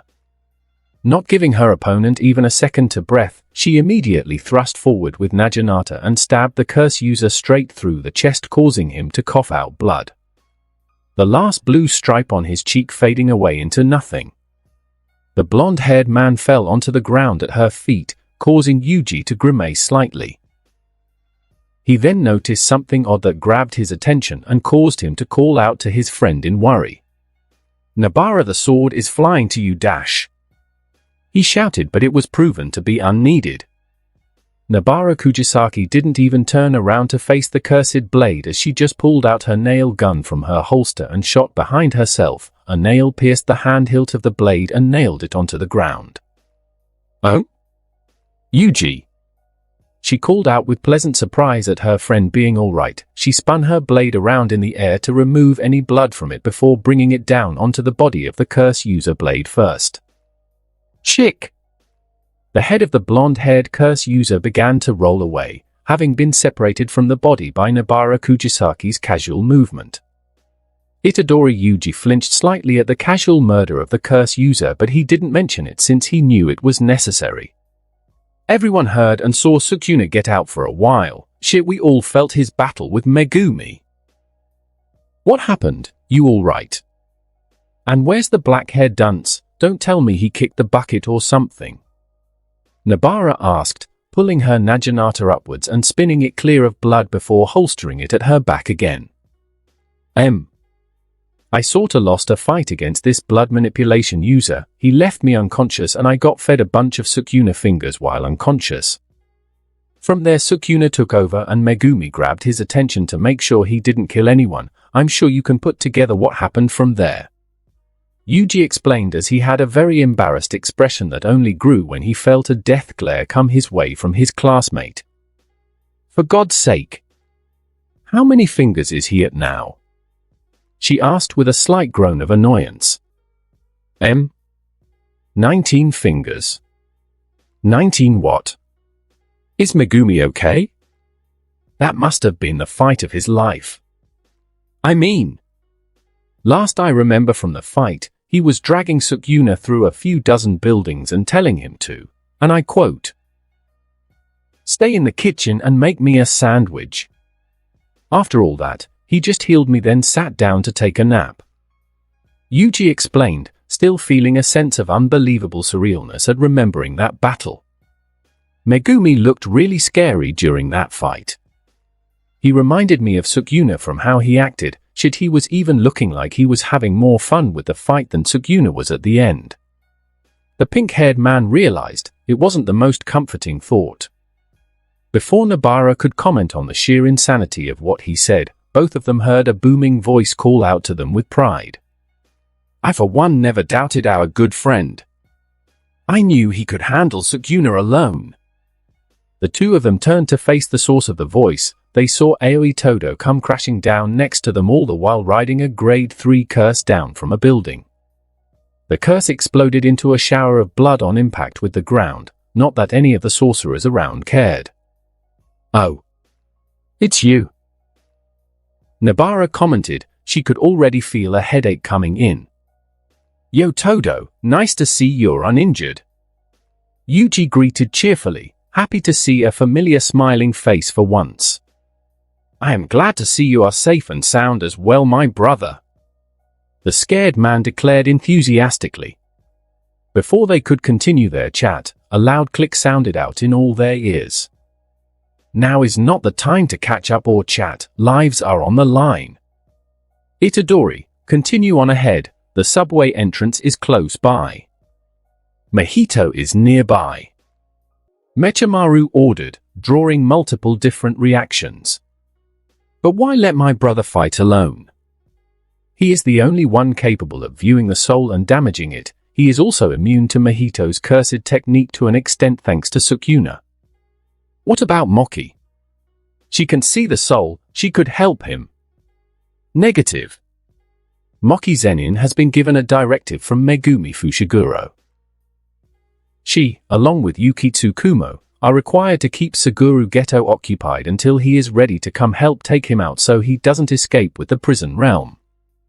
You two need to be ready to fight. Ready to fight what? Nobara questioned, although her question was answered moments later when they all felt the aura of a special grade curse descend on them. It's one of the 20 registered special grade curses, known as the cockroach. It possesses a dangerous and unorthodox cursed technique along with absurdly fast regeneration. Kujisaki couldn't handle him alone and Todo would waste too much time alone and wouldn't be able to finish it off, so they must take care of it together. You humans are truly a disgusting waste of my eternal time. I would rather be awaiting you all to die out, but the master wishes you all dead, so it seems my hands are tied, said a low human-like voice. They then saw the curse itself. Despite its obviously immense cursed energy signature, its appearance is that of a human mostly, but it also has snail-like features with a shell on its back and extra snail eyes. You heard the man, Yuji, go. We'll handle this oversized snail, Nobara announced, withdrawing her hammer and nail gun, ready to support Todo from afar. Go, my brother. I'll follow you as soon as we're done with this curse. Todo shouted with a thumbs up before running ahead at the curse with a giant grin. Right. Good luck, you two. Yuji shouted right back before running off into a nearby subway entrance, although he couldn't help but chuckle as he heard an all too familiar sentence be screamed a moment later. Hey cockroach! What kind of women do you like? If you like men or other curses, that's fine too. Heh. Never change, my best friend. The vessel of the strongest muttered under his breath, breaking straight through the ground multiple times at Mechamaru's orders so he could skip the stairs and get to Nanami as soon as possible. However, when Itadori Yuji reached the bottom of the subway system, he saw something that made his heart clench in horror. There was Mahito all right, and he was fighting Nanami as expected. But it was going terribly for the grade 1 sorcerer who was covered from head to toe in bruises and cuts and on one knee. All around him were the broken and mutilated bodies of transfigured humans that he was forced to kill in the fight.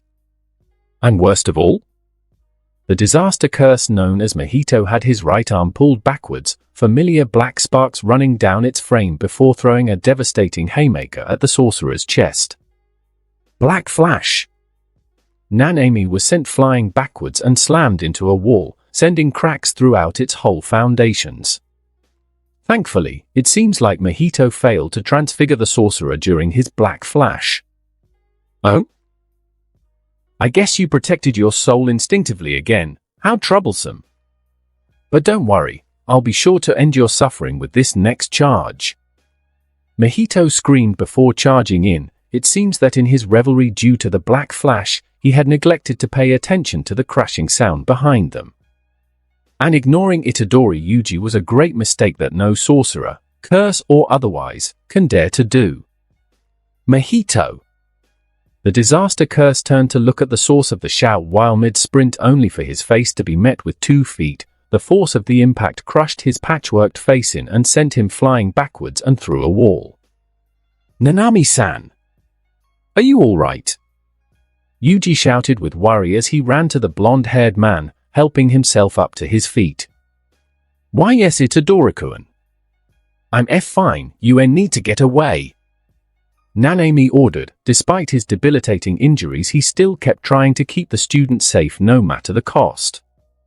No. You will be the one to retreat. I am sending a puppet to grab you this instant. Mechamaru immediately interjected through Yuji's earpiece. But I'm the adult sorcerer here. I can't in good conscience let Itadori-kun fight that thing alone. The blonde-haired man argued. Although his tone was resolute, it seemed like his body didn't agree with him as he coughed up blood a moment later. You say that, but all you are to him at this moment is dead weight. Retreat now or he will die having to protect you. Nanami gritted his teeth at that. Despite hating himself for it, he knew that Mechamaru was correct. What really changed his mind was Yuji placing a hand on his shoulder and looking him in the eyes. I can handle this, Nanami. Even sorcerers need to be saved sometimes. Please get to safety, he declared with an assured grin. The blonde-haired sorcerer gaped his mouth for a moment. He could almost see the visage of his old friend by Yuji's face. He then chuckled lightly and nodded, idly walking away while keeping a hand against the wall for support. So this is what Gojo-san saw, huh? Children are the future. I suppose it's time for us old heads to trust them and just let them take center stage. Nanami thought as he made his way out of the inner halls of the station. But before he could leave fully, he turned around and spoke one last time before he escaped to safety, a heartfelt request from a teacher to a student. Kill them, runt. The oddly crass words took Itadori Yuji off guard, whose face paused for a moment before he chuckled in amusement and spoke one word in response. OSU. With that, Nanami Kento made his escape from the battlefield with his life intact, just as the curse known as Mahito made his appearance once again. You and your savior complex. You are truly disgusting, Itadori Yuji, Mahito declared as he ran a finger along his cheek. It was obvious that the surprise attack he just suffered caused good damage on his face. Since he somewhat struggled to heal it, an observant viewer would notice an odd cut along his cheek that took longer to heal than normal.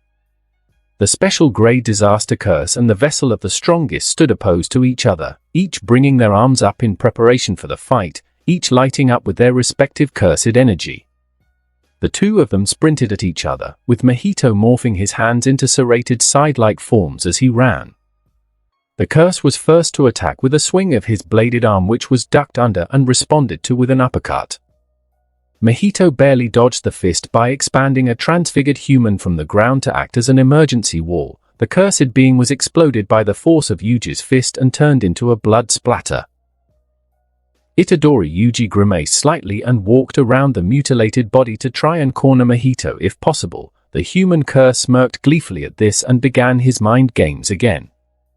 I don't think you realize what's really happening this night, he shouted before running ahead. He vomited up 7 transfigured humans before slamming his hands together and releasing them.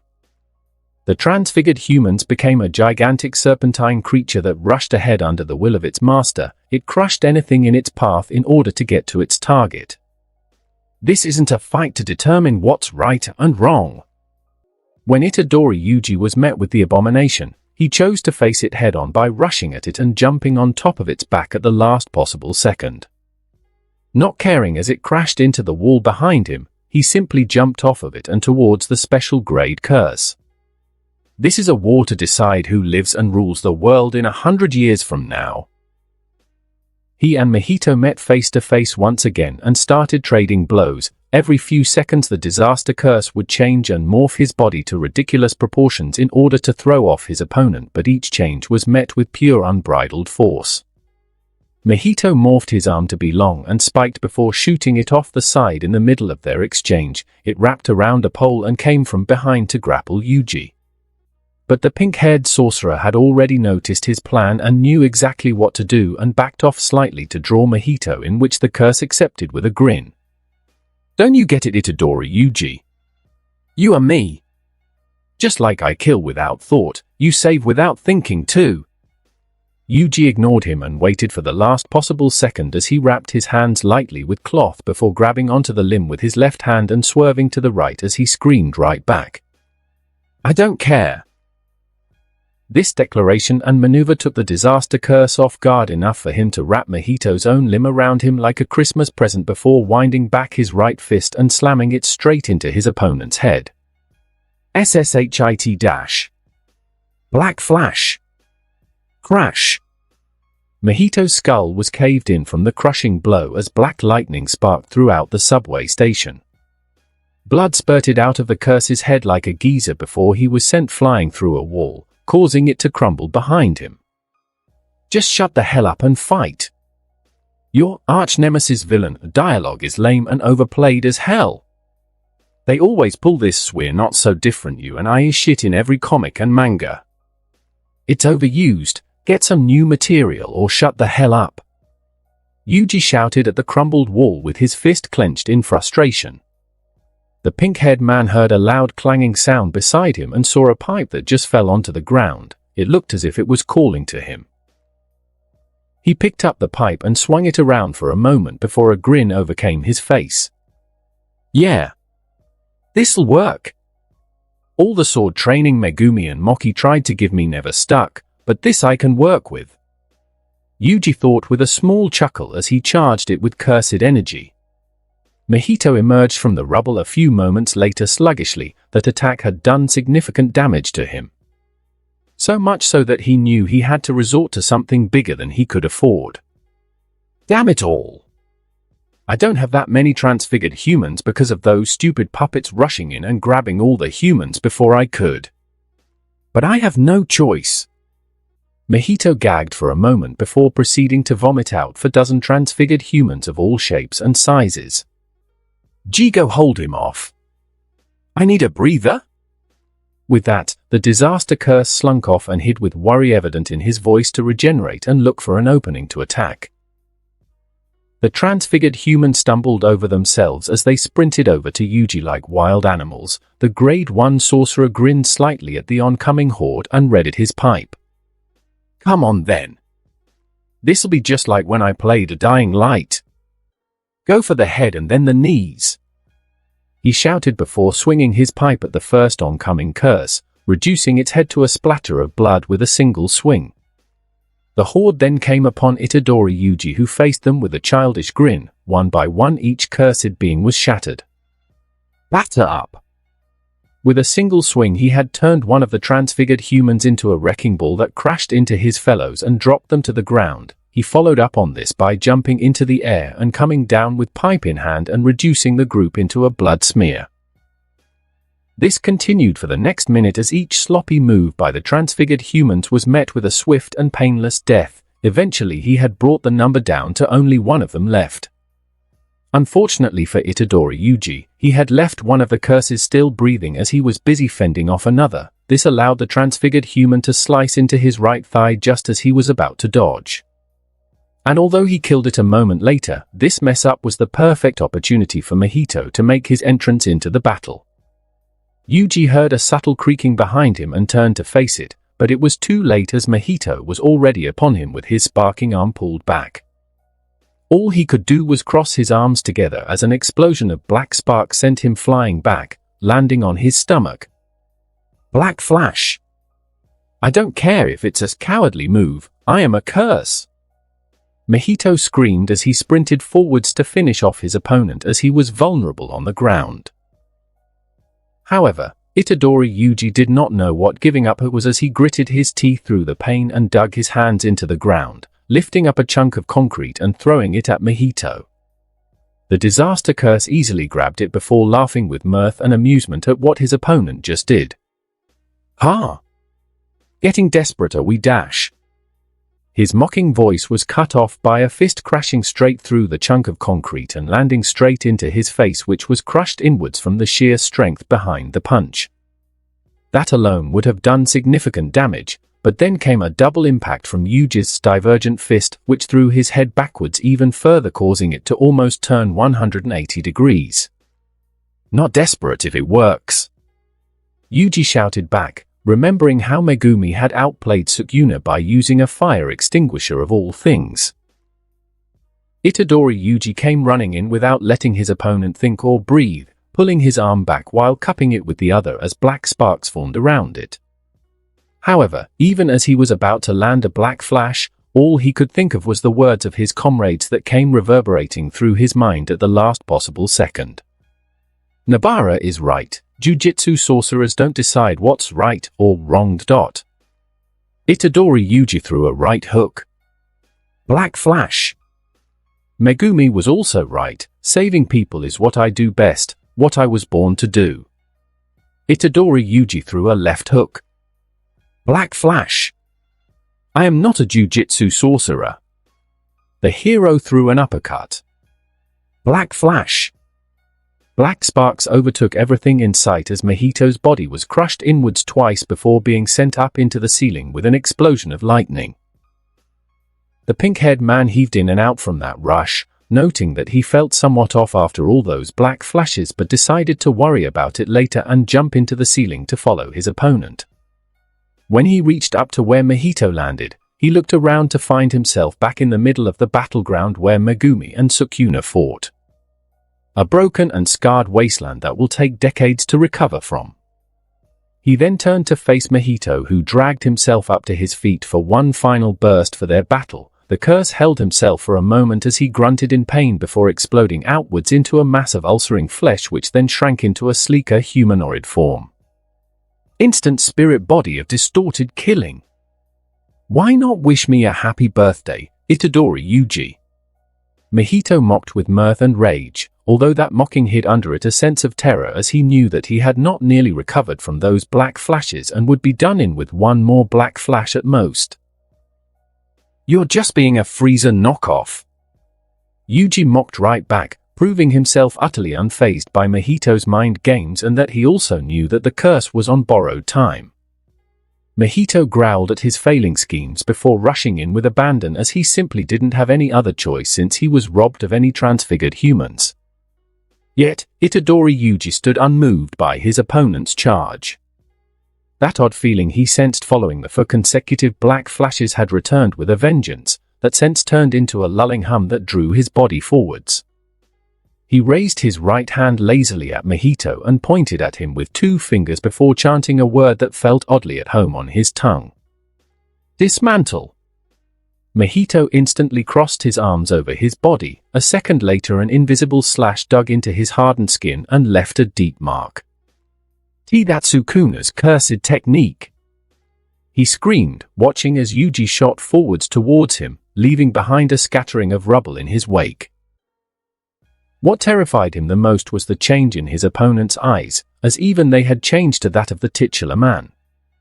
Indeed, under the baptism of black sparks, combined with the surging essence of Ryoman Sukuna within his body, Itadori Yuji had awakened a deeply ingrained bloodline within his body. Itadori Yuji's father was the King of Curse's twin brother reincarnated thanks to the influence of the curse known as Kenjaku.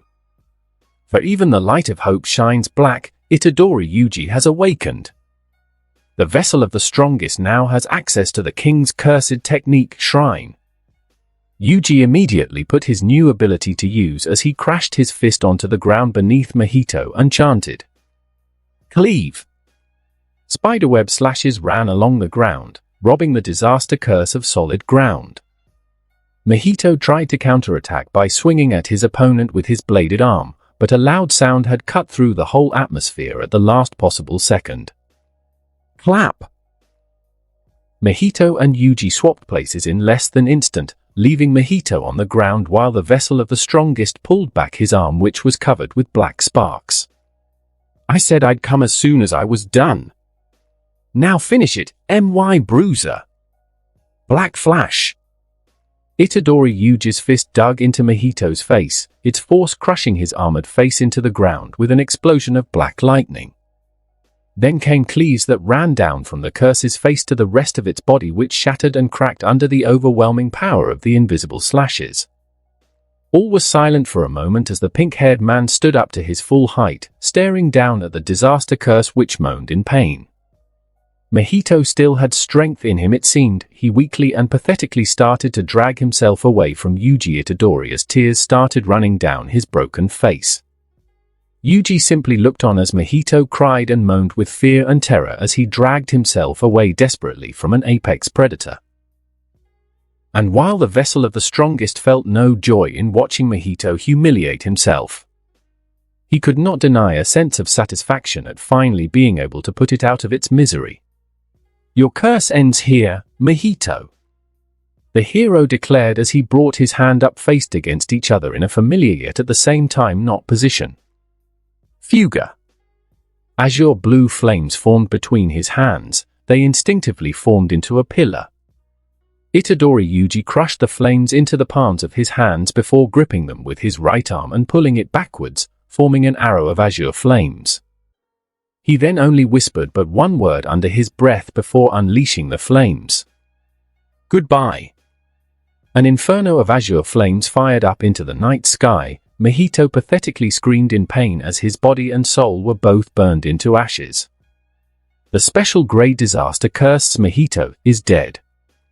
Oh Yuji! What have you done? Itadori Yuji turned to face the unexpected and unfamiliar voice. He saw a tall black-haired man in a monk outfit. No doubt it was Suguru Geto, but what really surprised him was the look of horror and surprise on his face. The curse known as Kenjaku felt the utterly unfamiliar sense of foreboding terror as he watched all of his millennia-old plans be reduced to ashes in the wind. Megumi Fushiguro stirred awake. He felt oddly clean and comfortable considering he had just fought for his life last he remembered. He blinked his eyes open right as the rest of his body woke up. He noted feeling some subtle differences in his body's movements and assumed he must have mutated again. My cursed energy reserves are at about 60%, not bad for such a short rest. I should get back to the battlefield to make sure Kenjaku dies. The distinct smell of a cigarette entered his nose right as a spike in positive energy to his side called his attention. He turned to face it and saw Shoko laying a hand on a man who was practically at the brink of death. He had lost both his legs and an arm. Who? Poor dude, I don't think even I or Tranquil Deer could save him fast enough at this point. It seems like it was his turn to be surprised as Shoko's positive energy burned a light as it flowed into the patient's body, and then he watched as all three of his limbs were regrown in the span of 10 seconds. There, you're as right as rain. Go off and call in the next guy in line. She ordered. The patient had tears well up in his eyes as he got back onto his feet and walked out of the room.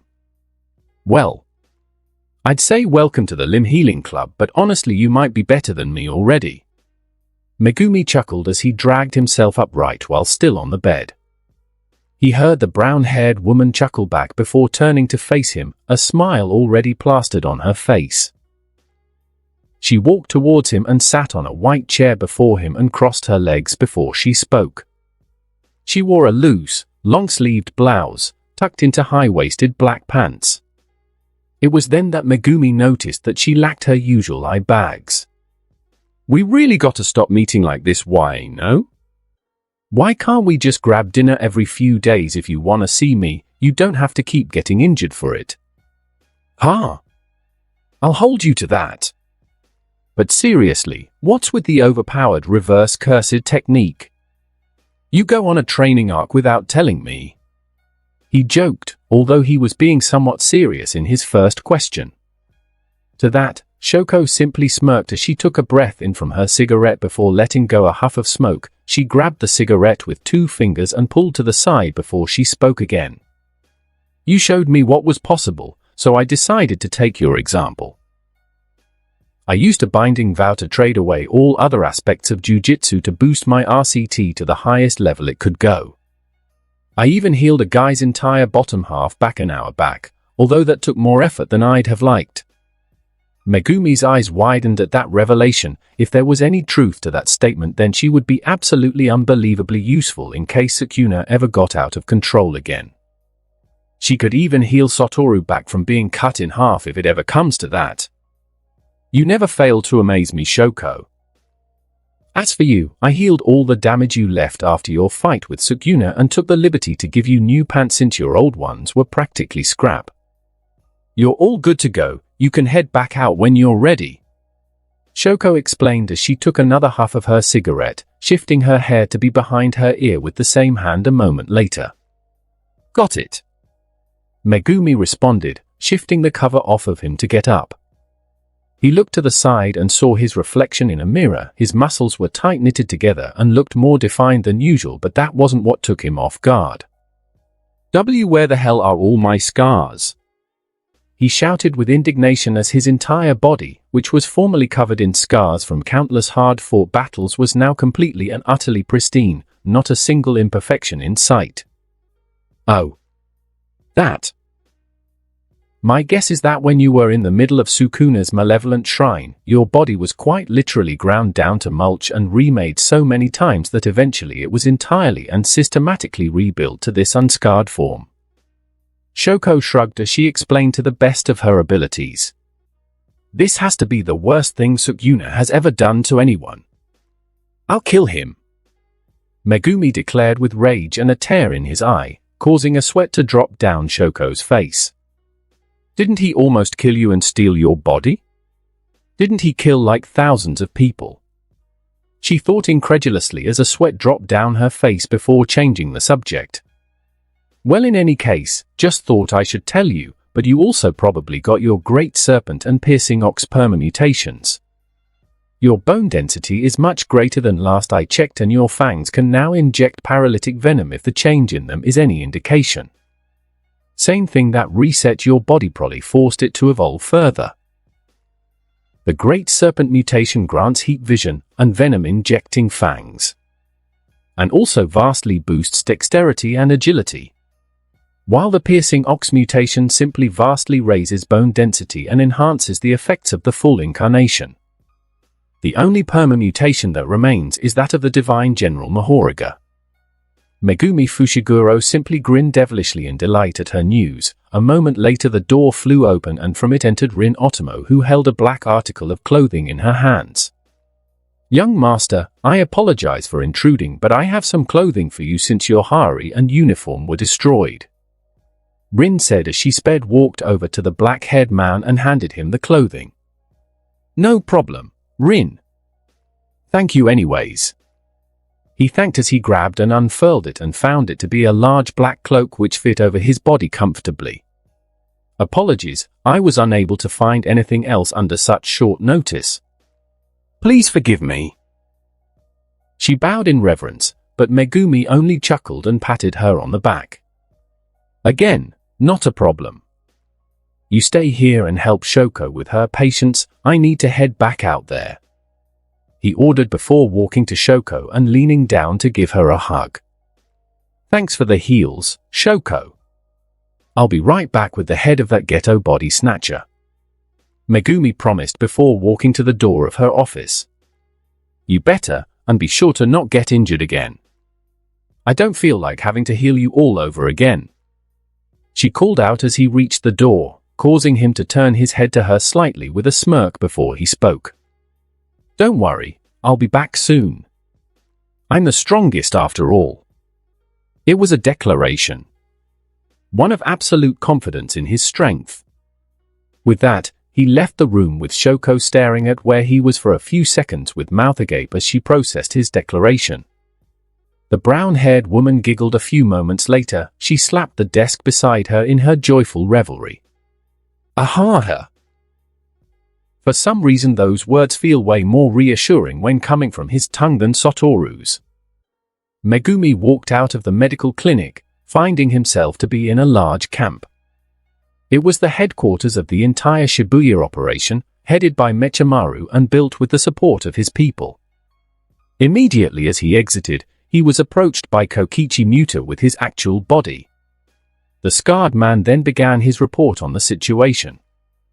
The evacuation has been completed, some casualties have been confirmed but most escaped with only injuries which can thankfully be restored by Yeri-san.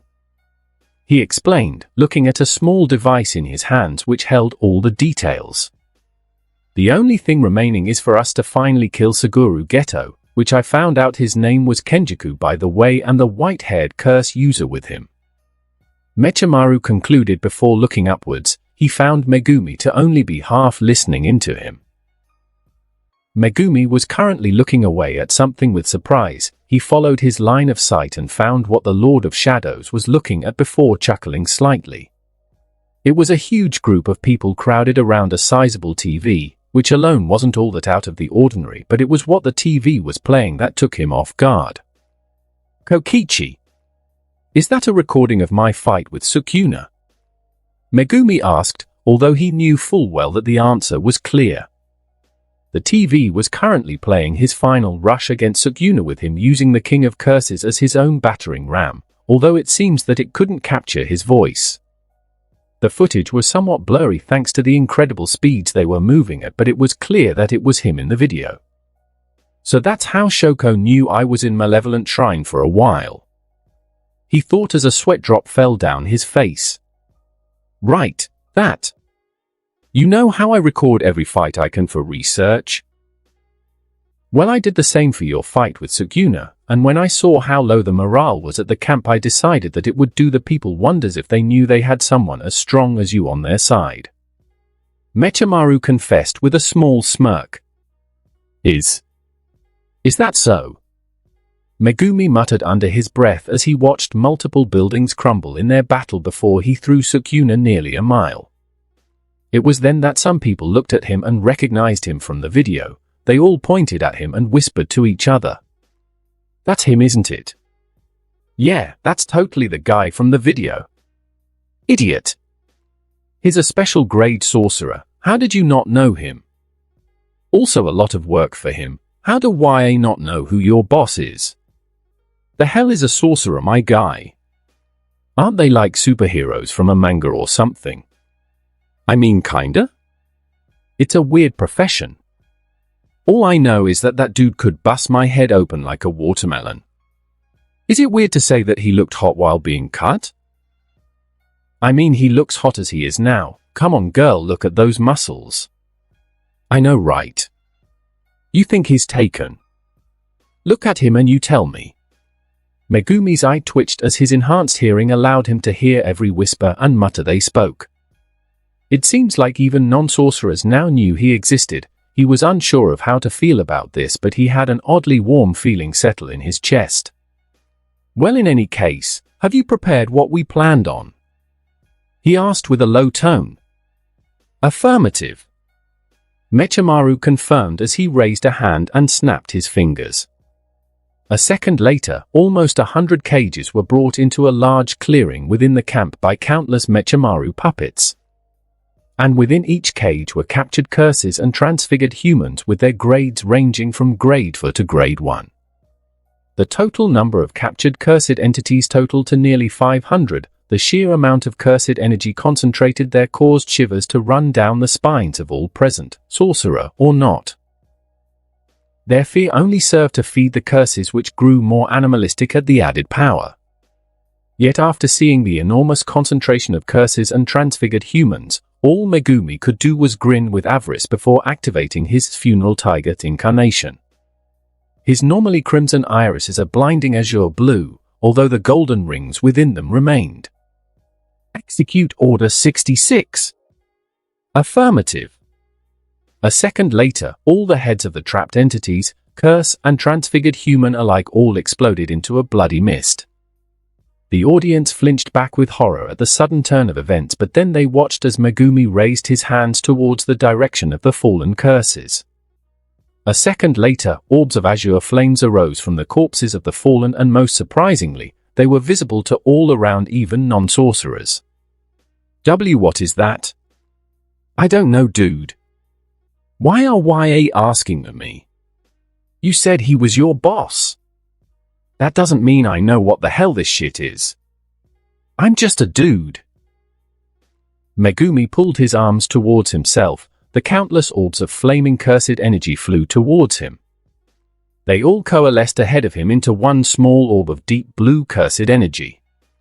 The Lord of Shadows giggled like a kid in a candy store as he felt the immense pressure of the cursed energy within the palms of his hands. He moved his hands upwards and swallowed the orb of flames with little difficulty. The orb of azure flames could be seen entering his body through his skin before settling in his stomach. For a second nothing happened, and then came a rush of overwhelming pressure. Megumi Fushiguro's body lit up like a blazing inferno. His purplish-black cursed energy stretched up to the skies. The sheer quantity and density of cursed energy was so immense that even non-sorcerers could feel it. It went beyond mere evil. It felt like something even greater than that. According to the laws of Jujutsu, non-sorcerers should be unable to sense cursed energy no matter the circumstances unless they are at the verge of death. However, it seems like trying to explain the exploits of the Lord of Shadows was an exercise in futility. Megumi hummed in pleasure as he stretched his body, relishing the immense power coursing through his body. It was almost like someone had injected jet fuel directly into his veins. If I'm doing my math correctly and comparing to the 19-finger Sukuna I fought, I think this is about 22 fingers worth of cursed energy, isn't it? So a 7-finger boost over my new max reserves, not bad. With that done, sir, I think you should head out as soon as possible. The battle between Kenjaku and his comrade against the Jujutsu sorcerers is going well, but they're at a stalemate currently. They need you to go there and be the tie-breaker. Mechimaru informed with a slight bow, his right eye closed as he was viewing the battlefield with a puppet. The Lord of Shadows merely grinned at that news before turning around and marching out of the camp with complete and utter confidence, with his obsidian cloak flapping in the wind. For he knew he had nearly completed his body's evolution, only the Divine General's mutation remained. He was on the cusp of achieving perfection, in surpassing his humanity completely. He was destined to become something far greater than even a mere monster. Silence overcame the entire camp as the Lord of Shadows walked past several people, his eyes returning to their goldish crimson hues. Yet despite reigning in his cursed energy reserves, some people fell to their knees as he passed them. A god! A hushed whisper sounded out and cut through the deafening silence of the camp, quiet prayers following right after in his wake. The flap of a butterfly is enough to create a hurricane which would fell cities. And the change of will in one man was enough to break the trajectory of fate. And as they looked upon the back of the man framed by the brilliant transient moonlight, one thing was clear to all. He shall be the flag-bearer that will guide the world unto the eve of a new dawn. 5 minutes prior, at the remains of Shibuya Crossing, Moki gritted her teeth in annoyance as she dodged a blade made of pure wind followed by a punch which was parried by her cursed blade. She failed to notice the third attack, which was a kick to the gut. She slid back with annoyance clear. Where the hell did he manage to both find a disaster curse for hurricanes and a curse that makes everything dark? Moki reached up the cursed spirit on her shoulder and pulled out the black rope before proceeding to dodge another blade of wind as she wrapped a section of it over her forehead. A second later, the rope started burning softly before her vision returned, allowing her to spot a tiny all-black imp-like curse which jumped in fear at her noticing it before running away. It was too late for it to escape, however, as she blurred ahead with dragon bone in hand and sliced it in twain with a single swing. How unfortunate, you killed little brother Darkness. Oh well, I just need to keep to the plan. The hurricane disaster curse muttered before turning its scarred face to look to the right. Stop running away while looking east and fight me! Moki shouted as she rushed back in to kill the curse which kept disrupting her senses by messing with the air pressure, her main way of tracking curses. Never! On the other hand, The death painting known as Choso dodged a hulking behemoth by the skin of his teeth. He jumped above it before slamming his hands together before a nigh-hypersonic projectile shot out of his hand. Convergence. Piercing blood. A stream of blood shot forwards and sliced off the arm of the lumbering behemoth, which fell onto the ground in pain. Choso was about to move his arm to the curse's head to kill it, but then his attention was stolen by a loud screech. A curse with the body of rock and the face of a crying teenager threw itself at him with intent to crush him against a nearby wall. Choso reacted quickly by activating his technique Red Flowing Scale. His body started steaming as he met the curse with a blood-infused haymaker. The curse stumbled backwards before starting to sprint ahead at him once again with its other comrade at its side. Choso stood unmoved at their approach as he merely turned away and started making his way away from them as the blood splattered around formed into orbs floating in the air. "Stay still and die. I can't waste time with you fools. My little brother Yuji needs me." Supernova. The blood orb shivered for a moment before they exploded outwards. Thin streams of blood tore into the twin curses' skin and killed them instantly. Itadori Yuji jumped up at the last moment to dodge an avalanche of frost and ice which flooded behind him and turned an entire building into a block of ice. His jump was followed by a nail shooting past his head and at his opponent, who had white hair with a red splotch throughout. Her name was Urom. She was Ryman Sukuna's personal servant, and she was currently livid at having to battle her master's vessel since he just refused to sit still. She sprouted a wall of ice ahead of her which blocked the nail before melting away. "Of all the possible humiliations, you dare steal Sukuna-sama's cursed technique? Who do you think you are, you damned brat?" Urom shouted with clear rage at the perceived indignity of an unwieldy vessel using her beloved master's technique. "Frost calm," she chanted before blowing her palm, releasing a surge of frost that turned everything it touched into ice and aimed to freeze Yuji in place so she wouldn't have to fight him. "His name is Itadori Yuji and he is my bruiser," Todo shouted as he ran towards her with a rock in his hands which he charged with cursed energy before throwing it and clapping his hands. Clap! Yuji was swapped with the rock, his hand pulled back as he thought of how to get through her seemingly unending frost. What would Megumi do here? He'd use an emission ability for himself. The vessel of the strongest realized as he thought back to the clash between Sukuna and his friend in the skies and remembering how he and Sukuna had wrapped their hands with their cursed techniques. Fuga! Flames sprouted from his hands, but instead of using the azure flames to attack his opponent from a range, they flowed around his arms and formed gauntlets. You brat! Urom screamed with rage as he abused her master's technique once again and even dared to bastardize it to his vision. She laid a hand on the ground before a tidal wave of frost shot forwards to overcome Yuji. The pink-haired man just grinned and shot arms first into the attack. His overwhelming brute strength combined with the searing heat allowed him to break straight through the avalanche and was ready to smash his fist into her face. She expected this and readied herself to dodge, but was stopped when a nail came from behind her which she blocked with ice. However, what she didn't expect was the sound that came right after it. Clap! Great teamwork, Nabara-chan. When did I die and let you call me that? Urom couldn't dodge in time as Yuji's azure flame-infused fist broke straight through her ice and slammed into her face. A small shockwave reverberated from the impact before she was shot backwards.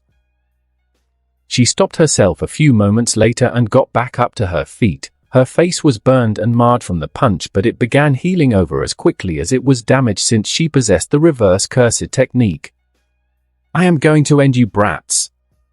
Urom growled, frost building up around her from sheer rage as the frozen star prepared to kill them all. Yuki Tsukumo blurred ahead with earth-shattering speed and power. She threw a punch towards a special-grade curse which caused it to explode outwards from the sheer power of her cursed technique, Star Rage. She chuckled in amusement as her Shikigami Garuda, which looked like a dragon-like serpentine cursed spirit, floated around her. Kenjaku, was it? You gonna keep running away like a pussy or will you fight me like a man? Yuki mocked with a Cheshire grin as she placed a hand on her hip while flicking her golden locks behind her. She has long, golden blonde hair flowing past her shoulders and a muscular, well-defined physique. Her outfit consists of a sleeveless, form-fitting black top that emphasizes her athletic build and abs, paired with high-waisted black pants. Her eyes are pink, and her smile has a mischievous, daring expression. Kenjiku grimaced in annoyance as the past 10 minutes have seen him being pushed back and kept from escaping with Prison Realm. Yuki had utterly overwhelming strength on her side. Every movement and strike would kill another of his curses. He knew he couldn't afford to turn his back to her, as one move from Todo and he would be caught unawares and split in half by her cursed technique. After all, no cursed technique could hope to compare to the sheer ridiculousness of the brute strength granted by a Star Rage. Looks like I have no choice but tip the rest of my deck. I don't see myself being able to escape with the Prison Realm otherwise. I can still start the culling games, I just need to escape Shibuya first. Thankfully Megumi Zenin is still out of commission following his fight with Sukuna. Had he been added to the mix it would have been truly troublesome. Kenjiku thought as he prepared to use his domain expansion. However, he of all people should know not to test the complete and utter cruelty of Lady Fate. An overwhelming presence of cursed energy flooded over all those present in the battlefield, froze in place. It was as if a blanket of sheer malice and power had descended upon them all in an instant. Is that? Nabara muttered under her breath. It is him, but why the hell is his cursed energy so high? Yuji answered, although he shared her shock. Seems like things got way more interesting all of a sudden. Todo declared with a grin. MHM. Looks like Sleeping Beauty finally got off his butt and came to help. Moki commented, sharing the same grin as the wind disaster curse she was fighting faded away to dust. As long as he's here to help my little brother, I couldn't care less. Choso shouted as he looked around to find Yuji. Oh? How very interesting. I heard he had more than Gojo. But I didn't know it was to this extent. Yuki chuckled as she rubbed her chin with a smirk. Her intrigue and excitement was palpable. Kenjiku had the biggest reaction of all as he stared upon the source of the pressure that descended upon them, a strained grin covering his face before calling out the name. Zenin Megumi. There stood the Lord of Shadows. His obsidian cloak flapped in the wind as he placed a hand against a building. He made no efforts to restrain his newly gained reserves as he wanted to make his feelings known to all, causing an aurora of purplish obsidian cursed energy to flood towards them. His goldish crimson eyes burned as he unconsciously placed pressure on the building beside him, causing cracks to run through its already shattered foundation and break apart. Paying no mind as it crumbled into rubble before he started marching forwards. He breathed in as a demented grin filled with hatred and rage covered his entire face. He finally met eyes with the man that dared put his beloved sister in danger and put her in a coma. And then he spoke, a word, no, a declaration of war filled with so much vitriol and animosity it sent shivers down the spines of everyone present. Kianjaku! The Lord of Shadows' march turned into a sprint as he soon jumped from where he stood all the way to where the battle between the final contestants of the Shibuya eclipse was concluding. He landed about 5 meters away from Kenjiku, his arrival being heralded by a gust of wind and dust. Megumi stood up to his full height and stared his prey down, uncaring of any other being on the battlefield. The only thing that mattered to him was currently within his sight. Before I begin, I want you to just know this. I am not here to defeat you or even to free Satoru Gojo from the prison realm. I am here to kill you, pure and simple. His cold declaration had drawn many different reactions from all those present, from surprise to intrigue, but it was only his target that spoke. Is that so? Well, I suppose I should be feeling quite special for that to be the case. Kenjiku commented with a strained smile. He was currently trying his best to try and find any opening to escape which didn't include him being sandwiched between two special grade sorcerers. You should. No one else has ever pissed me off as thoroughly as you did. the Lord of Shadows ordained for him, marching closer to his prey. "Oh? And what is it that little old me did you incur your anger?" the millennia-old sorcerer inquired. He was starting to consider if his opponent somehow found about his cursing of his sister. Count it as karma coming to take its due, or even Lady Fate deciding she's sick of your shit. I truly don't care which. Megumi announced as he grabbed his cloak and flung it away to the side. Come now, we both know karma isn't real. If it was, how had Sukuna been able to take control of Yuji and almost kill you? Kenjaku denied, reaching to activate his cursed technique and summon curses to try and level the playing field. Fat. Ha. But he was stopped when he saw a devilish grin cover Megumi Fushiguro's face, who chuckled before speaking up again as he gestured with a finger pointed towards the moonlit skies. You know, it's funny you bring him up, and I suppose that's true to an extent. But if there was one thing I'll give Sukuna, he was onto something good with that forearmed form of his. He proclaimed with overwhelming sadistic smugness. The look of horrified realization on Kenjaku's face only served to make him laugh even harder at the sheer schadenfreude of the situation. Oh no. Oh yes. The Lord of Shadows' cursed energy fired up from the bottom of his feet as it slowly began covering his entire body. He raised two clenched fists into a familiar stance, but instead of summoning the Divine General, he instead channeled an all too familiar extension technique. Incarnation, Divine General Mahoraga. The cursed energy centered beneath him fired up and covered his entire body in a blazing inferno that stretched into the heavens, creating a blinding purplish obsidian pillar of cursed energy framed by golden lightning. It was then that Kenjaku was reminded of something he said not 4 hours prior, a horrifying realization of the sheer cruelty of Lady Fate. He won't be the next you, despite what the mindless sheep say. Gusts of wind and pure energy flowed from the epicenter of the inferno, causing everyone present to shield their eyes from blinding force. The weaker among them were forced to step back to avoid the overwhelming pressure produced.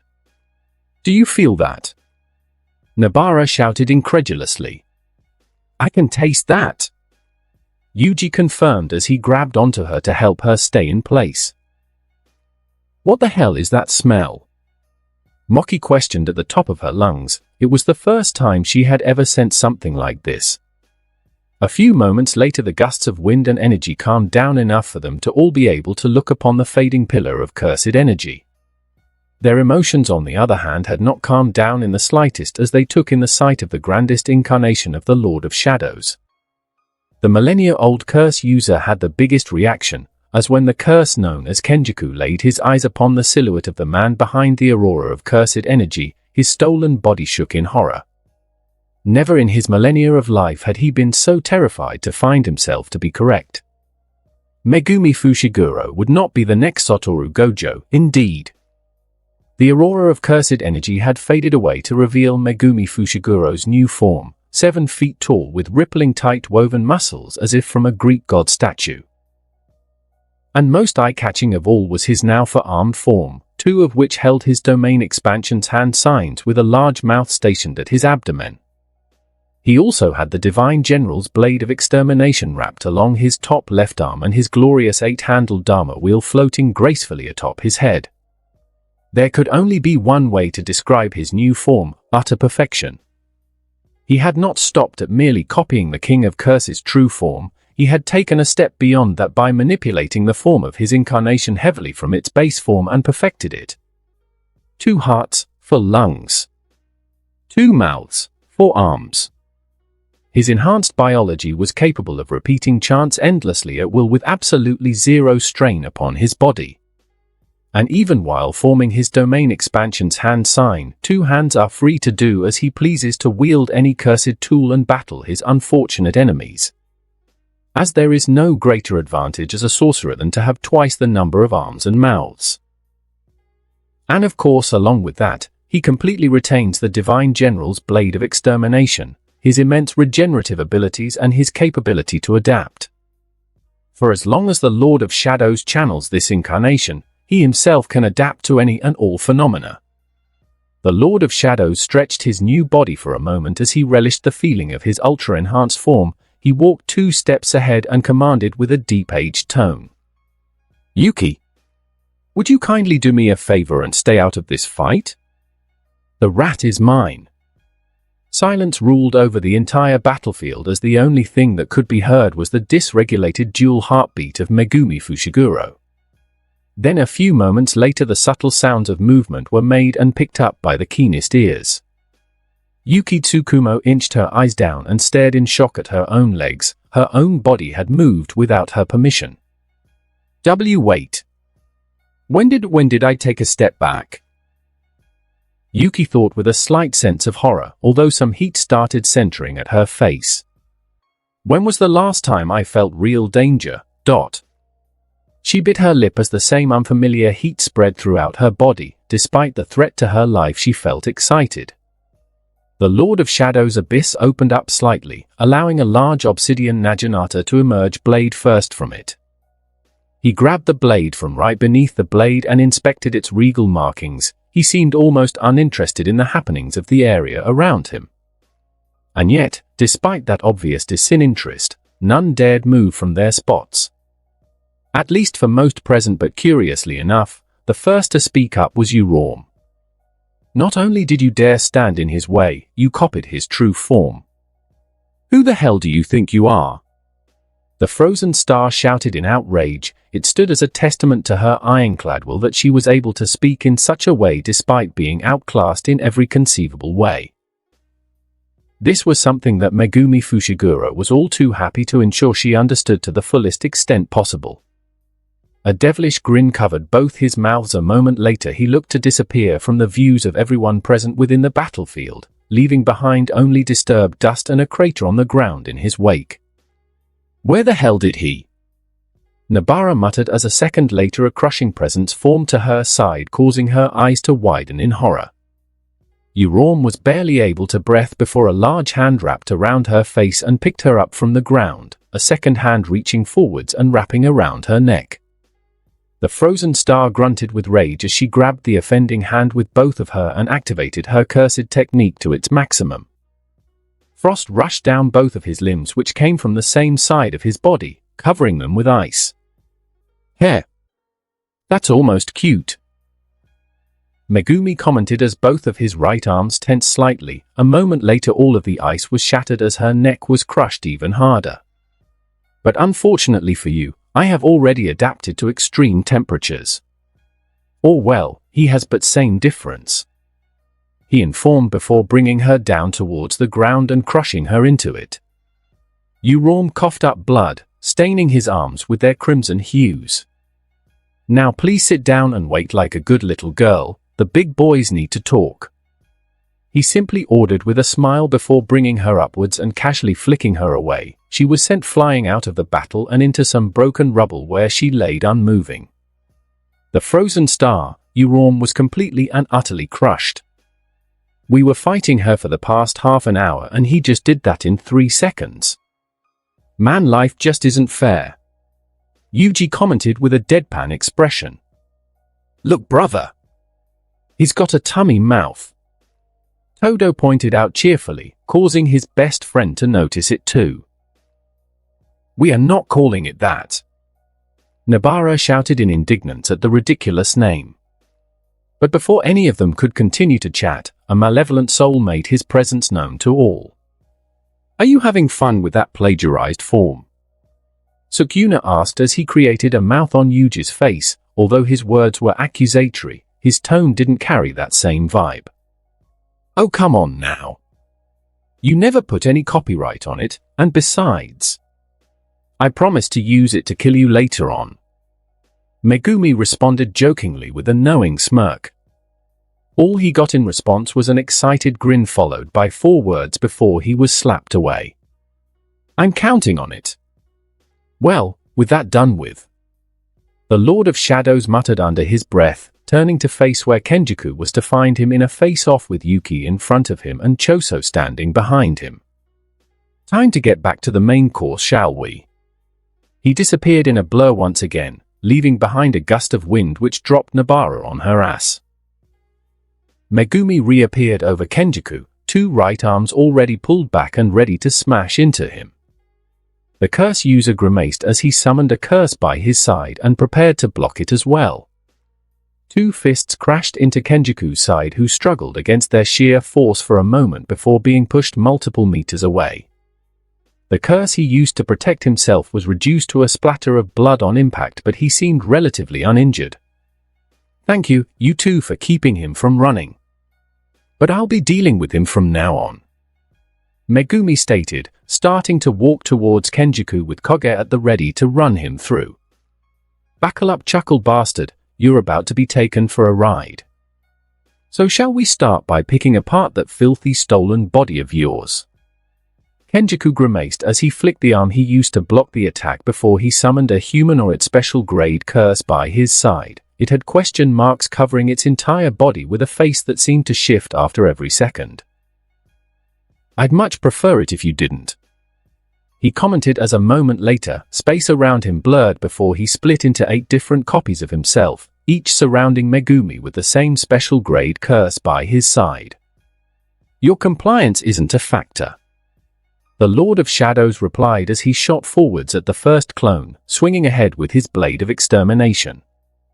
He watched on as his bladed arm cleaved straight through the duo of master and curse as if they didn't exist, causing him to hum in thought before dodging to the side to avoid a blast of amalgamated curses. "A mini Uzumaki, ho!" Megumi thought as he dodged yet another and leaped into the air like a rocket, creating a crater where he just stood. He crashed down on another clone with Koge. The copy barely avoided the blade and went for a punch at his gut, which was blocked by one of Megumi's forearms. The Lord of Shadows grinned as he grabbed the arm with another one of his hands and pulled him in before running him through with the blade of extermination. He continued by chuckling as he swerved his bladed arm from inside the clone's abdomen and used it to block an incoming Uzumaki blast. He looked around at the remaining 6 clones, which closed around him, and motioned for them to come at him at the same time. They obliged. Megumi weaved in between curses and Uzumakis. He was capable of keeping up with them all thanks to his enhanced senses that would even rival that of a heavenly restriction. They continued this exchange for a few moments as Kenjaku seemed to have the upper hand for a moment thanks to his millennia of experience in hand-to-hand combat. But that does not matter before the Lord of Shadows. "Clink, I see, so it's just an advanced illusion technique?" Megumi muttered with a grin as he proceeded to ignore the other clones and locked eyes with one of the Kenjakus in particular. He shot ahead in a burst of rubble and immediately began overwhelming him with pure strength and abusing his number of limbs to hold both Kenjaku's own away as he smashed into his face with his other 2 arms. Kenjaku growled and shot an Uzumaki at his abdomen point blank, pushing him backwards where he was met with 5 other blasts which bore holes into his body. "Don't you think you're ignoring the rest of them?" the curse user questioned, readying himself to use his second technique since mere curse manipulation wouldn't be enough. "Clink, have I?" the Lord of Shadows questioned. He crossed all of his arms with a smirk as his entire body restored itself in an instant before his second mouth began speaking. "Umbra. Amalgam. Phoenix Heart." 10 different bird-like merged beasts created with the essence of new, rabbit escape, and piercing ox shot forwards in a pincer formation. Each illusionary clone of Kenjaku was obliterated systematically with bursts of lightning as the Shade Lord merely rubbed the back of his head and commented, "You know? I forgot what I named the original version of that merger. Something Skvader, I think. I think I was trying too hard back in the day. Who the hell makes a goofy version of a rabbit-bird hybrid and thinks he can give it a cool name? Well, it couldn't have been too bad if you used it again now," Kenjaku offered, trying to buy himself enough time to think of a plan of escape which didn't include him being surrounded by about a dozen sorcerers. "I suppose not, huh? Oh well, this may be a little off topic, but how good are you at digging holes?" Megumi asked while grabbing onto Koge's pole, taking his opponent off guard. "What the dash?" Kenjaku muttered before being cut off by the Shade Lord speaking over him. "You know, besides the one you've already dug yourself into." Kenjiku jerked backwards at witnessing the Lord of Shadows rushing ahead once again. Koge sparked with electricity in his hands before the symbol of both new and piercing ox formed along its blade. He reached back and threw it with full force. The obsidian blade cut through the air like a bullet and was only barely dodged by Kenjiku, who summoned a wave of centipede-like curses to block out his opponent's vision. Megumi smirked at that and was about to come crashing straight through them when, as soon as he got within 3 meters, a crushing force fell upon his entire body mid-sprint. He fell onto one knee as his legs dug into the ground. It was as if his weight was multiplied dozens of times over in an instant. "This is..." The Lord of Shadows muttered under his breath as the wave of centipede-like curses cleared away to reveal Kenjiku with 3 miniature Uzumakis concentrated within the palm of his hand. That's right, it's gravity. With that reveal, the crushing weight around him increased significantly, allowing the curse user to aim at his chest and fire along with a chant for good measure. It was the same attack that had killed Yuki Tsukumo in his past, like, magnified with the power of chants, a binding vow, and multiplied 3 times over. Uzumaki! Megumi Fushiguro was unable to move as 3 holes were punctured into the left side of his chest where his heart was located, causing him to cough blood. 1 heart was obliterated, 2 lungs had collapsed. It should be a fatal injury. Shocked gasps rang out in the battlefield as all of his allies began to rush ahead to try and save him, but Kenjiku was faster as he raised his hand and began charging up another miniature Uzumaki aimed at his head. PFFFT he. Kidding. An amused chuckle took everyone by surprise as the supposedly fatally injured Lord Shadow simply grinned as he pointed 2 fingers upwards before calling out to his opponent. The pure white 8-handled Dharma wheel atop his head spun once along with his declaration. Clink, this is cool and all, but you have your own shadow too, no? Kenjiku was unable to move in time as Koge, which was thought to have missed its mark, rocketed upwards from his shadow and sliced off his extended arm. The Uzumaki being formed in his palm simply dissolved away into nothingness soon after. The curse user jumped backwards in panic as he urgently began to regenerate his lost limb. He watched as the Lord of Shadows stood up to his own 2 feet with an arm held to the sky.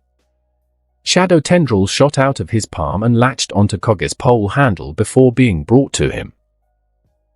Megumi slammed Koge's pole end against the ground with a smirk as he stared at Kenjiku's horrified expression, fully enjoying the sight as the large hole in his body began to be closed up with a heart being formed in its middle.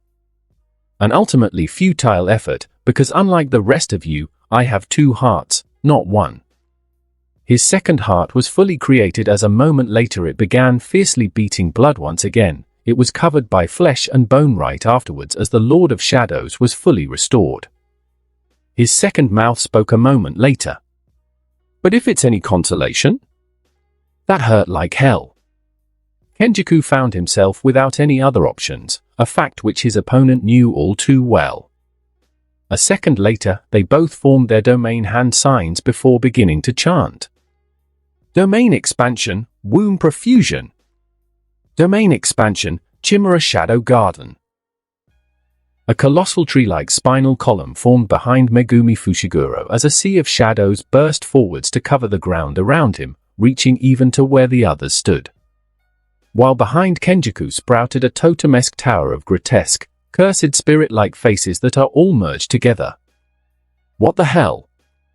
Yuki muttered under her breath. Her understanding of domains was immediately thrown out of the proverbial window as she witnessed not 1, but 2 open barriered domain expansions be used before her eyes.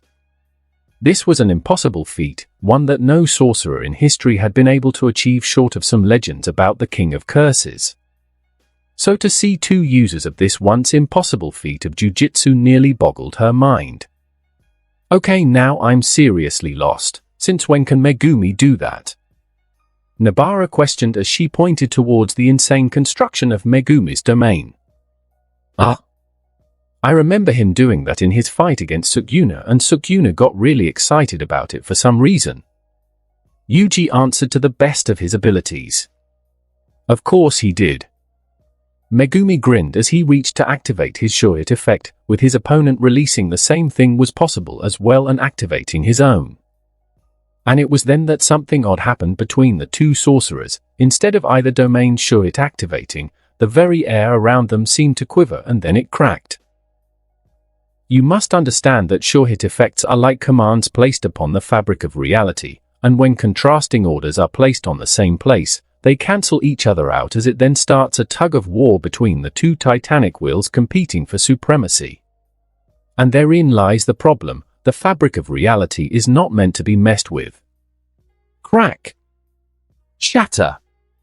It is tender, impossibly fragile as it is not used to being handled by the wills of mortal men. Crack. Shatter. The air around the two titanic sorcerers began to crack as it seemed like shards formed in space. They began sliding apart with immense force before being mended back together as hastily as they were formed. Aha! I see. Absolutely magnificent. Sukuna shouted from Yuji's face. He simply could not hold back his excitement at such a discovery. Crack. Shatter. Aha! The Lord of Shadows shared in his revelry as he looked around at shattering space and cackled uproariously, clapping both sets of arms in amusement at the utter spectacle of the world being torn apart under his will. Megumi Fushiguro. Now is not the time to be enjoying yourself. This could be dangerous to us all. You have to stop him from using his domain before something really bad happens. Yuki Tsukumo shouted at the black-haired sorcerer urgently, although she too was interested in the new finding about Jujutsu. Perhaps some things were too dangerous to be messed with. Crack. Shatter. Oh, whatever. Damn party pooper. The Lord of Shadows rushed ahead, this time holding nothing back as he began to utterly overwhelm Kenjaku in every way possible. The curse user was forced on the defensive and couldn't hold up his domain's hand sign as he needed his arms to defend himself, but his attacker lacked that same limitation. Megumi's second set of hands kept using his domain's hand sign as the mouth on his abdomen began to start chanting as well. Phoenix Embers. Umbra. Galahar Horn Cry. Amalgam. Phoenix Dash. The supremacy of the Shade Lord's domain began to be established as while some cracks still formed, a change occurred within the balance of their battle which Kenjaku tried his best to fix. Crack. Shatter. The gravity around Megumi was multiplied, slowing him down heavily, albeit to a lesser extent than before thanks to his previous adaptation, but he still managed to keep up in the battle by abusing his superior body to his advantage. Clink. Only one more adaptation to the anti-gravity system's reversal remained. Kenjaku found his breath hitching at his throat as he then felt a large presence form behind him from his own shadow. He swerved to the right and only barely managed to dodge a giant bladed arm falling where just stood. The Divine General was formed from the effect of Megumi's Shorit effect. The balance of the battle was instantly shifted even further into Megumi's favor. He rushed ahead followed by his Shikigami as they prepared to end the battle. It was then as he was hounded by the Shade Lord and his general that Kenjaku came to a terrifying conclusion, one which stared him into the very depths of his soul. They were all wrong. He isn't like Satoru Gojo. He desperately unleashed 7 different special grade curses to try and grant himself some space. Each and every one of them was eviscerated by the overwhelming power of the blade of extermination wielded by both Shikigami and Master. No. He is like him. Gravity was multiplied several times over once again along with the usage of miniature Uzumakis to try and puncture either of his opponents. And while both cursed techniques met their mark, it simply did not matter. Clink. Only one more adaptation to the curse manipulation's maximum technique Uzumaki remained. Clink adaptation to the anti-gravity system's reversal has been completed. As Kenjaku was completely overwhelmed by the twin forces of Lord and General, all he could do was desperately try to back off in terror as he looked into predatory goldish crimson eyes staring into his soul. A new king of curses vying for the throne.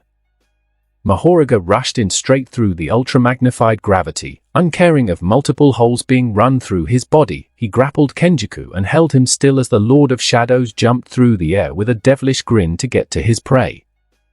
"Let's go for some style points, shall we?" He spun in the air for a moment before bringing leg down towards the side of Kenjaku's head like a jackhammer. Black sparks ran across his limb as he brought it down. A distortion in space formed right before the impact before an explosion of obsidian and crimson sparks blinded everyone around. Black flash! Kenjaku was crushed downwards towards the ground like a comet of black lightning. The ground beneath him was reduced to a shattered crater. The cursed monument that represented the anchor of his domain crumbled to nothing along with his impact. Megumi landed a moment later, staring down his opponent who stayed on his knees, his body being completely and utterly shattered by the impact of the last kick. But it didn't stop there. His mind was rattled to its core, causing an involuntary reaction to spark throughout his body. The Lord of Shadows merely grinned with malice as he raised a finger to the others and spoke. "SHHHHHHH. I wanna hear this."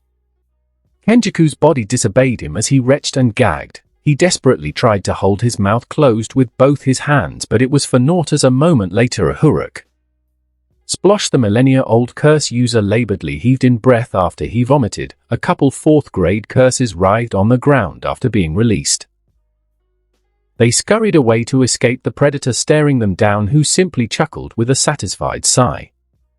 The Shade Lord made his way to his broken foe, who was on his hands and knees before proceeding to stomp on his head, forcing his face to grind against the puke-covered dirt as he sighed while moving a hand through his hair in satisfaction.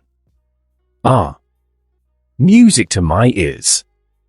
Honestly, now I just feel bad," Yuji muttered, feeling sympathy for the unknown sorcerer that made the mistake of angering his friend. "You're telling me he kicked him so hard in the head he vomited up curses? Nah, what did he do to piss Megumi off so badly? That's just diabolical," Moki commented with sheer surprise. Megumi chuckled while stepping away from Kenjaku as he released his own domain. The results of the battle was clear to everyone after all. His second set of arms resting against his hips before he spoke. "All right, I've seen enough.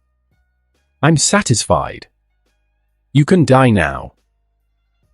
His second mouth began chanting on repeat as he reached for a maximum technique. It was an unnecessary show of power since simply slicing off his head would suffice, but Megumi didn't care. Umbra. Reforge. Amalgam. Phoenix Heart. Umbra dash. His first mouth began chanting along with his other mouth. He even used both pairs of hands to start running through each and every hand sign for his Shikigami along with their names. It would be the greatest merger he will ever make after all. Divine Dogs plus Gamma plus New plus Great Serpent plus Max Elephant plus Reversed Rabbit Escape plus Piercing Ox plus Tranquil Deer plus Funeral Tiger. His abyss exploded outwards as his shadows burst forwards. At first, they moved like liquid, pooling around his feet before spiraling upward in a dark cyclone. The air grew colder as the shadows thickened, stretching out like tendrils in every direction. Slowly, the mass of darkness began to take shape, forming the outline of a great monster. Maximum merged beast. It was a dragon, its long, serpentine body coiling in the air, wings unfurling with a burst of black mist. The shadows writhed and shifted, solidifying into jagged scales that shimmered with an unnatural light. Its maw glowed with a malevolent purple, the same violet hue that now pulsed through Megumi's body. Dark Eater Midir. As the dragon's form became fully realized, he let a piercing screech, the force of its presence sending ripples through the air. Its massive wings stretched wide, casting an even deeper darkness over the battlefield. Midir kept his maw open above the Shadow Lord's head as a ball of crimson flames formed within it, and the orb of flames began getting hotter and hotter. He had included a binding vow in the creation of this merger to forego most of the merged Shikigami's abilities in favor of powering up its flames as far as they would go. It had worked wonders as the flames began morphing from crimson red to yellowish gold to azure blue. And finally it started evolving even further from mere flames. The azure flames within Midir's maw became a blindingly bright white ball of pure plasma. Yet, despite the overwhelming threat to his life, Kenjaku didn't move from his place on the ground. He simply stayed on his knees where he was left, looking up at the veritable sun forming in his predator's maw. There was no hope of escape within his mind. He knew there was no chance of such a thing happening. Moments before the blast was released, the Lord of Shadows offered his prey a few final words of advice before his demise. Now would be the time to pick a god and start praying. Although, I'll just be honest with you, I won't be listening. Kenjaku remained silent, for in the presence of perfected divinity, all one could do is quietly pray for mercy and forgiveness. He simply gazed upon the blinding aurora of heavenly light that swallowed his body whole with one thought. It's beautiful.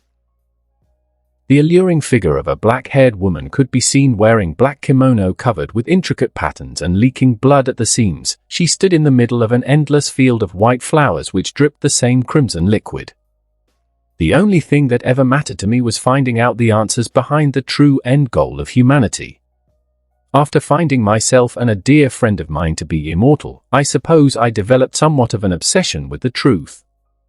The black-haired woman spoke candidly. Her voice was oddly enchanting, as if from a melody that one couldn't properly remember but just could not get out of their mind. I just couldn't handle not knowing. The Lord of Shadows casually walked up behind her, an impassive expression on his face as he listened in on her thoughts. I failed at that, obviously. But I think fate decided to show me the true reality I wished to force artificially at the end. Maybe it was a cruelty, maybe not, but alas, I finally found my answer at the end. She turned to face the Shade Lord, revealing to him her own visage. And yet when he looked into her face, he could only see a blurry smiling visage that held a bloody crimson scar along its forehead. It seems that even while in this infinite rift between dreams and reality, within the cursed realm, Kenjaku's soul had forgotten what it looked like. A natural perfect merger between curse and mortal, a divine higher being perhaps. Megumi Fushiguro hummed, enjoying the light ethereal breeze flowing through his hair. The golden wheel of the divine general lazily floated above him. He spoke a few moments later. I don't know all too much about it myself. I suppose there is some merit in that. But as for your ultimate ambitions, I truly just do not care. The only reason you lost is because you pissed me off. The Shade Lord walked up to Kenjaku's side and leaned down slightly, picking a flower from the ground and looking at its pure form which was stained with crimson blood as he continued on. I'll kill what I want to kill. If I see something that interests me, then I'll take it for myself. And as for those lesser than me, all I feel is pity. So I work to ensure a bright future of dignity and freedom even to those undeserving of my effort. Is that truly what someone such as you would waste his time on? The Lord of Shadows let go of the flower and looked into Kenjaku's faceless yet enchanting visage from the corner of his eye. After a few seconds, he spoke a moment later. It might not have happened yet, but I know I have one more step in my evolution. Eventually, even the chains of the evolutionary failure of aging will be all too weak to hold onto my soul. I will be immortal. It is merely a matter of time. An assured grin covered his face as he tilted his head and continued on. And besides, it's only customary for an arising deity to put in some legwork to get his future empire up and running, isn't it? Kenjaku was silent for a moment as she took in the Shade Lord's words before bursting into cheerful laughter. PFFFT-. Hava hava. Perhaps that's what I lacked which you and Sukuna had, which cost me my life. That unbounded hedonism to feed whatever you desire, uncaring of anything else. I suppose planning for millennia will always be worthless before the hands of fate. Megumi Fushiguro beheld Kenjaku's stolen body, or at least what remained of it. It stayed in the pose it was in prior to the blast, however its top half had been completely and utterly obliterated. The only thing that remained was the lower body. Its flesh was liquefying and then vaporizing, as if it had touched the surface of the sun. He started walking ahead while unsummoning midair, staring up from Kenjaku's remains and at the immolated city behind him. The blast of plasma hadn't stopped at merely killing his prey, it reduced everything behind him for about 2 kilometers to molten slag. It seems that Satoru Gojo's bet was right on the money after all. The incarnation of gluttony, otherwise known as a Kenjaku, has died at the hands of Fushiguro Megumi before the sunrise had arrived. The Lord of Shadows refused to bow, and so when he reached the remains of his prey, he twitched a finger, causing a tendril of shadows to burst from his abyss and extend into Kenjaku's body. It searched for a moment before grasping upon an object which it removed from the immolated corpse. It brought it up towards Megumi, who grasped it with his top right hand. He brought it to his face and stared into the brilliant azure eyes on its surface. "Hello, Satoru." Megumi Fushiguro stared at the prison realm within his hand with a grin. He then felt the warm sunlight hit his face. He raised his bottom left arm to block it from his eyes as he took in the sublime sensation of absolute victory. Ah ha ha ha ha ha ha ha. He then cackled madly with joy. The night of the 31st of October was over. He had triumphed. The Shibuya eclipse has ended. And from it was born a divine lord rivaling even the likes of Satoru Gojo. His friends looked upon his laughing form with slight confusion and speechlessness for a few moments before Nobara turned to face Yuji to ask an important question as she pointed at Megumi. "You sure that Sukuna didn't take him over without you knowing?" "I am? I mean, I can still feel Sukuna in my head. He's just laughing like Megumi is right now." Yuji answered as he rubbed the back of his head. "You do realize how uncomforting that is, right?" Moki commented with arms crossed. Yuki Tsukumo ignored all of them and marched over to Megumi with an excited grin as Choso sprinted over to where they stood to talk to his little brother. It was then that they all felt another strong presence arrive at the battlefield, prompting everyone to turn to face it. "I'm here, guys. Where are the curse users? You guys good?" Yuta Okotsu said. His shouting had become timid seconds later as he finally made his appearance on the battlefield after being gone overseas in Africa for a year. They all stared at him impassively with unimpressed expressions before Moki spoke up for everyone and shouted what they were all thinking. "You're late!" Megumi snapped out of his joyful revelry a few moments later and hastily activated his funeral tiger incarnation. His crimson eyes shifted to that of brilliant azure as he looked towards the remains of Kenjaku's body and sighed in relief. "Caught it just in time, it seems." He muttered under his breath and waved a hand towards Kenjaku's corpse, causing the cluster of cursed energy orbs on it to come to his hands as they compressed into one small orb of azure flames. "Down the hatch." Megumi swallowed the orb of flames as a moment later he fired up into a blinding inferno of cursed energy. He hummed as he calculated his new concurrent reserves. "That fight got me down to about 17 fingers worth of cursed energy, and now I think this is like 24 fingers.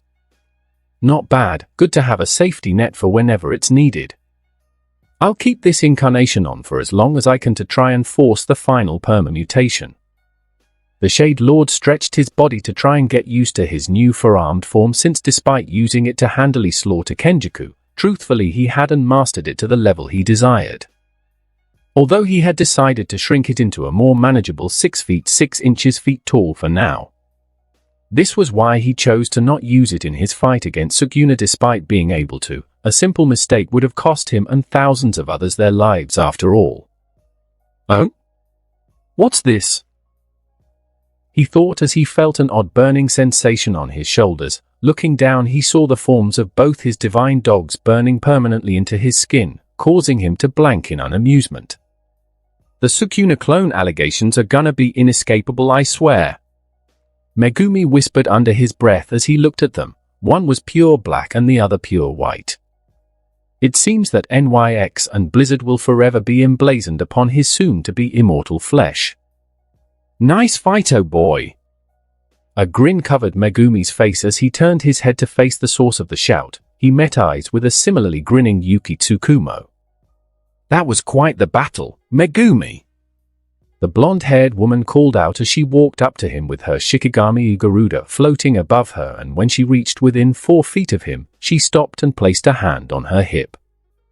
I suppose I have you to thank for keeping the rat still long enough for me to come show that battle, HM. Megumi replied as he faced her completely. Call it another favor you owe me, but you can start paying me back by answering me this one question. Yuki answered. She moved a finger to her chin before she asked him an important yet familiar question. What kind of woman is your type? The black-haired man simply chuckled as he walked closer to her and stared into her pink eyes before answering her directly. You are my type. Now that was a reply that took the special grade sorcerer completely off guard, as she simply looked up at him with her mouth slightly ajar in surprise before it was covered by a deeply amused and intrigued grin. My. Well, aren't you a charmer? Yuki replied as some heat came to her face. She was completely unaccustomed to such a blunt and direct approach. Why, thank you. I try. Now enough about me. What kind of man is your type? Megumi asked, knowingly throwing her own catchphrase at her. Uncaring of how cringy it might be. It had gotten exactly the reaction he was looking for as she giggled in surprise at the reversal of roles. She spoke a moment later. Well, aren't you full of surprises? The blonde-haired woman said with a chuckle. She had been talking to him face to face for all of 1 minute, but despite that, one thing was obvious. Megumi Fushiguro was something completely foreign to her. Every moment that passed in his presence proved to show her a delightful surprise she couldn't have anticipated. And most of all, he was dangerous. And Yuki Tsukumo liked danger. I'm into hard-working, muddy men. She answered truthfully, eagerly wondering what he could say next to surprise her this time. Is that so? Well, now would be the time where I'd be showing off my scars, but I lost EM. Megumi replied comically as he turned to Itadori Yuji and shouted the last 4 words with complete and utter indignant rage. Yuki was confused for a moment as she tried to wrap her head around such a claim and what Yuji would have to do with it before a separate voice answered her doubts. It's not my fault you decided to just take my domain expansion sure hit without using your own. Blame yourself for losing those scars, dumbass. Sukuna replied from Yuji's face with a slight smirk, denying all semblances of blame. You're the one that tried to steal my body first, you damn parasite. That seems kind of like a you problem. You what now? Honestly, I shouldn't be getting surprised anymore. Logic and common sense just doesn't apply to this bastard. And also, are these two really just flirting after all that? Seriously? Nabara commented incredulously. Don't sully his chance, Nabara-chan. This might be the most beautiful thing I've seen all day. He's actually going to pull it off. Truly, he might just be another one of my brothers after all. Todo declared with proud, manly tears running down his face. PFFFFFT, ha ha ha. You just never fail to surprise me, do you? Yuki laughed in delight. He was truly the furthest thing from boring imaginable. Why, of course. I always seek excellence after all. Megumi replied with a grin as he tried to play into the bit by acting as stereotypical as possible. And it had worked since his ultra-assured demeanor caused her to bend over slightly and hold her stomach as she bellowed with laughter. Sir, what do I do with her? Megumi turned to the mechanical voice to find 3 of Mechimaru's puppets holding up the beaten and battered body of Urom. The Lord of Shadows stayed silent for a moment. He looked to Sukuna for a second and stared into the malevolent soul's singular eye. Sukuna didn't say anything as the smirk on his face faltered. He looked away before voluntarily closing his eye and dismissing himself. She's no threat, just lock her up and make sure she's fed every now and then. I wouldn't bother trying to question her either, she seems too loyal for that to work. Megumi ordered, passively throwing the prison realm in between his hands as he did. Oh, and be sure to let the people know that the guy I was fighting was Sukuna and not Yuji, despite how confusing it would seem. He then said a moment later, Affirmative. And what of Satoru Gojo? Can I assume you'll be releasing him at the previously agreed upon location? Kokichi inquired as two of the puppets grabbed the unconscious Urom and carried her away. That's right. Speaking of which, Yuki, it's been fun, but it looks like duty is calling. You think we could continue this at another more comfortable time? Megumi questioned as he raised the prison realm. The cursed object was covered by shadow tendrils as it was then swallowed into his abyss a moment later. When they faded away, they revealed a phone in their place which he offered to the blonde-haired woman. Don't threaten me with a good time. Sure, let's do it. I have a lot more questions for you, and I'd also like to take a deeper look into this mutated body of yours. Yuki confirmed with her signature Cheshire grin, swiping Megumi's phone from his hands the moment it was offered. Hell! Swipe right already! Moki shouted from the sidelines. In hands was the collar of Yuta's shirt, who she was in the middle brutally berating for being late. Panda and Inumaki were there too and were trying their best to calm her down. No need for the hostility, Moki. I got something that'll turn that frown of yours upside down in an instant. Megumi declared cheerfully as he took back his phone after Yuki was done with it. Oh yeah? And what's that? The black-haired man grinned devilishly at that and spoke one singular sentence. Do why wanna come help me go make the Zenin clan our bitch? It had immediately gotten him the reaction he wanted as she gasped before releasing Yuta from her hold and turned to face him with the expression of a child on Christmas Day. Do I ever? 30 minutes later. The Zenin clan's main compound. Naoya Zenin walked through the inner compound, followed by an older woman maid. He spoke without care or decorum as he spouted his innermost hateful thoughts. Moki may be pretty, but she's unacceptable. She doesn't know how to support a man. Any woman who can't walk 3 steps behind a man should get stabbed in the back and die. He declared with smug assuredness as they reached a sliding door.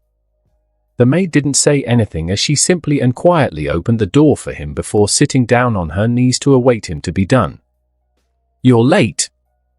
The one who reprimanded him was a special grade 1 sorcerer by the name of Ogi Zenin. It would be kind to say that his relationship with his daughter Moki Zenin was estranged. Truthfully, both would sooner kill each other on sight than talk amicably. What have you been doing? Your father is dead. Ogi questioned with a disgusted expression. He despised the fact that he has to deal with such a seemingly childish heir. Ah, sorry. But it just doesn't matter if I come or not. Because I will be the next head of the Zenin clan. My brothers are all losers, and despite you being father's little brother, you haven't amounted to much. And as for Jinikai, Naoya monologued with overwhelming smug haughtiness. He raised a finger to point at his own face as he sighed before speaking his final bout of mocking. You're just plain ugly. Too bad you and Toji's places weren't reversed. Naoya immediately swerved around the hulking body of Jinkai Zenin, who threw a devastating haymaker at the blonde-haired man. He stopped a moment later and raised his hands before speaking with a playful tone. Come now. Daddy's mutilated corpse is in the other room, you know. Why can't we act civil here? Naoya asked as he stared into the eyes of Ogi Zenin, who held a blade to his neck. For a moment, it seemed like blood would be spilled, but then the doors to the room slid open again and in walked a short man with a hunched-over stature. I see everyone is here, good.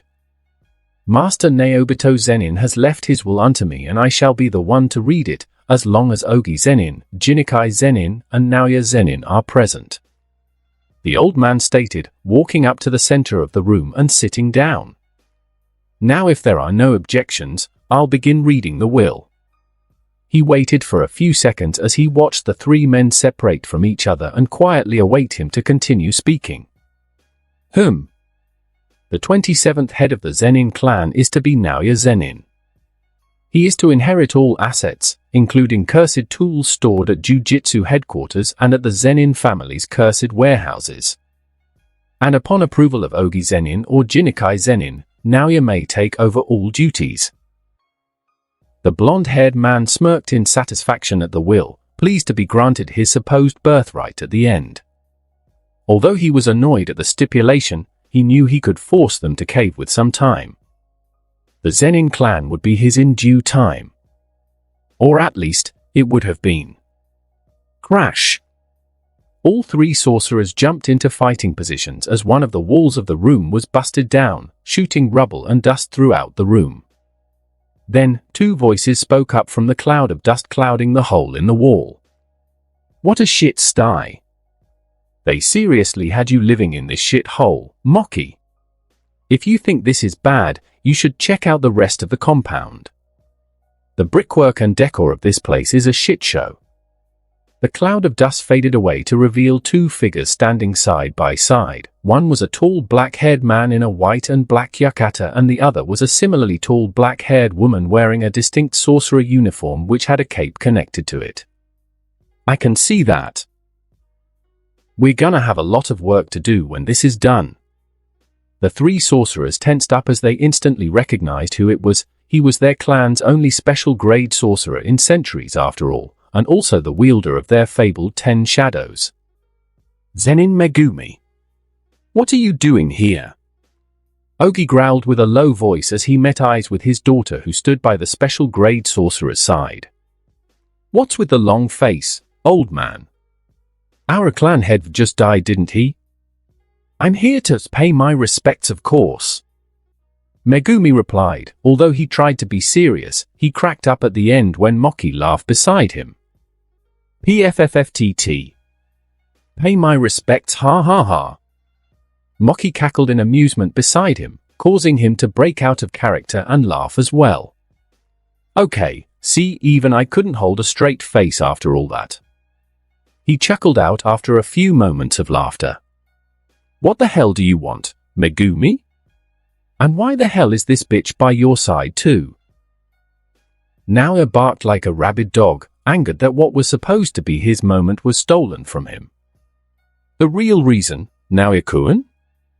Well, I'll just have that midget over there for me. Tell me, what was the deal old man Naobito made with my father, Toji Fushiguro?" Megumi replied with a devilish grin.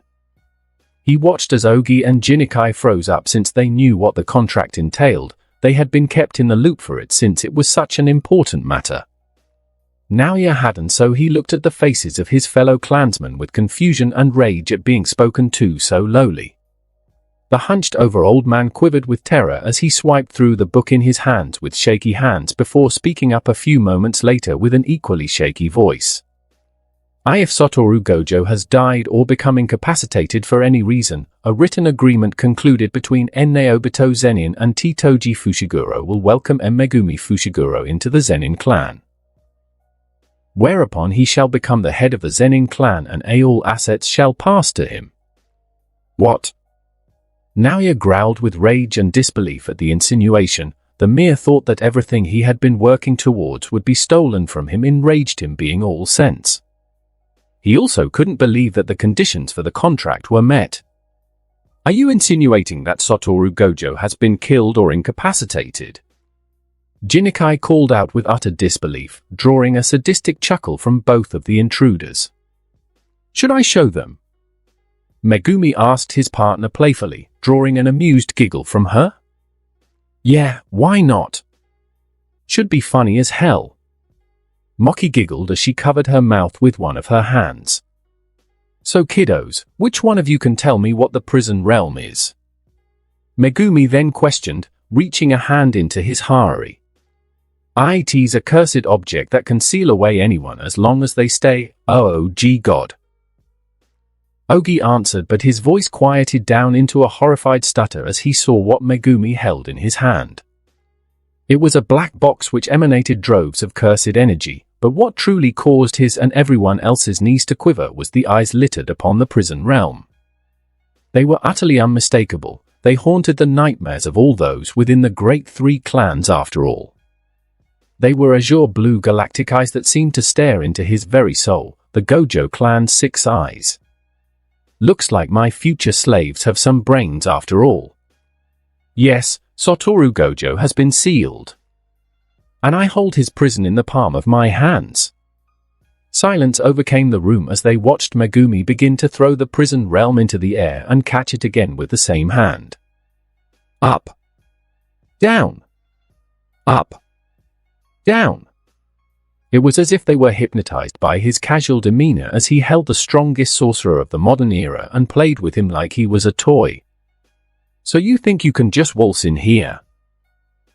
Claim that you have Satoru Gojo sealed and think you can take everything that's supposed to be mine. I call bullshit. Naoya shouted, rejecting the reality that someone like Satoru could have been sealed. Ah. I suppose a demonstration is in order. Megumi responded with a grin as he casually threw the prison realm to the side for Moki to hold while saying, "Catch." Moki grabbed the prison realm and sighed as she shook her head. She knew that he would now proceed to show off, so she just walked to the side of the room and leaned against the wall while messing with the prison realm to pass the time. Megumi chuckled in amusement slightly as he raised his hands at an angle before clenching them together, causing everyone to back off in horror. "Megumi Zenin, don't summon Ogi cried out in terror. There was not a single member of the Zenin clan that didn't recognize that pose after all, but was cut off by Megumi's chanting. "This is how we gon' do this. Roses are red, weapons against me won't prosper. With this sacred treasure I summon Big Raga, the OPP stopper." The Divine General emerged from his abyss, causing everyone to balk in horror. The Shikigami's giant 12-foot-tall frame couldn't fit within the small room, so he merely raised his blade of extermination and casually swiped it. Crash! All of the walls of the house were erased in an instant, leaving them standing in the middle of a cleared building. Everyone within the compound was drawn to the source of the damage immediately. Gasps of horror and awe rang through the air as nearly 100 of the Zenin clansmen laid their eyes upon Mahoriga. The grandest and strongest asset of their clan had been tamed for the first time in all of history. Thud. Thud. Thud. Thud. Thud. Thud. Thud. Thud. Thud. Thud. Thud. Thud. A choir of soft thuds could be heard as every Zenin clan member, including the Kei and the Kukuru sorcerer units as well as Ogi Zenin and Jinikai Zenin, quietly fell to their knees. They all got into Dajiza forms, no words needed to be said. The contract between Naobito Zenin and Toji Fushiguro didn't even matter at this point. All that mattered was the sight of the Divine General listening to the call of Megumi Fushiguro. "We acknowledge Megumi Fushiguro as the new clan head of the Zenin clan and vow to serve him for as long as we breathe." A choir of every Zenin clan member declared their undying loyalty to the Lord of Shadows, drawing a satisfied grin from the Divine Lord. "W what? How?" Naoya blustered with his words. He could hardly even bring himself to breath. The sight of the passive and waiting Divine General simply meant too much. The Lord of Shadows chuckled slightly at Naoya's horrified blustering, turning to his general and moving a finger in circles next to his head. Mahoriga made a sound that sounded suspiciously like a laugh as the Dharma wheel above him spun with its owner's amusement. He then decided to teach his new slave exactly where he fit in the world. Because Prince, as a soon-to-be broken man, will never forget. Megumi Fushiguro disappeared from his place and reappeared behind the blonde-haired man faster than he could even realize. He brought a hand up before speaking again. "You're either perfect, or you're not me." His hand shot forwards, the back of it slammed into the bottom of Naoya's neck. The sorcerer's back instantly shattered as he coughed blood before being sent flying away and into a nearby building. "Now that's done with, Moki, you can have what I promised you," Megumi called out, wiping the back of his hand with a cloth right afterwards to cleanse it of the blonde-haired sorcerer's filth. "Finally. Here, take this back." Moki chucked the prison realm back to him before walking towards her father, who was still in his Dajiza pose. Megumi grabbed it out of the air and simply placed it back into his inventory. Ogi Zenin looked up slightly to see his daughter pull out a special grade blade, and before he could even speak to plead for his life, his head simply fell off its place on his shoulders. His face still had the expression of surprise and horror.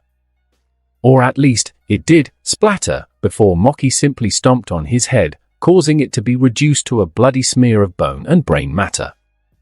Can't say he didn't deserve a slower, more painful death, but damn if this ain't satisfying as hell. Moki sighed, grinding her foot into the remains of Ogi's head for a second before removing it and walking towards Jinikai.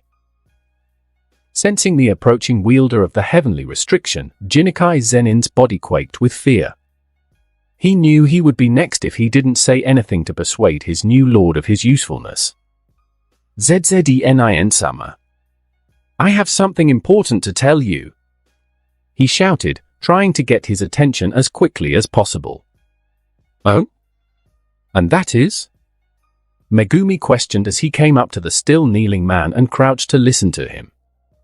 Moki saw that he had it covered, so she decided to go have a look at their cursed tool warehouse to have her choice of high-grade weapons. Perhaps she could find another cursed blade? I don't know if you remember, but that one mission that you took with the sorcerer known as Asahi Takahoshi's, where he died and you lost one of your divine dogs, it was all set up by him.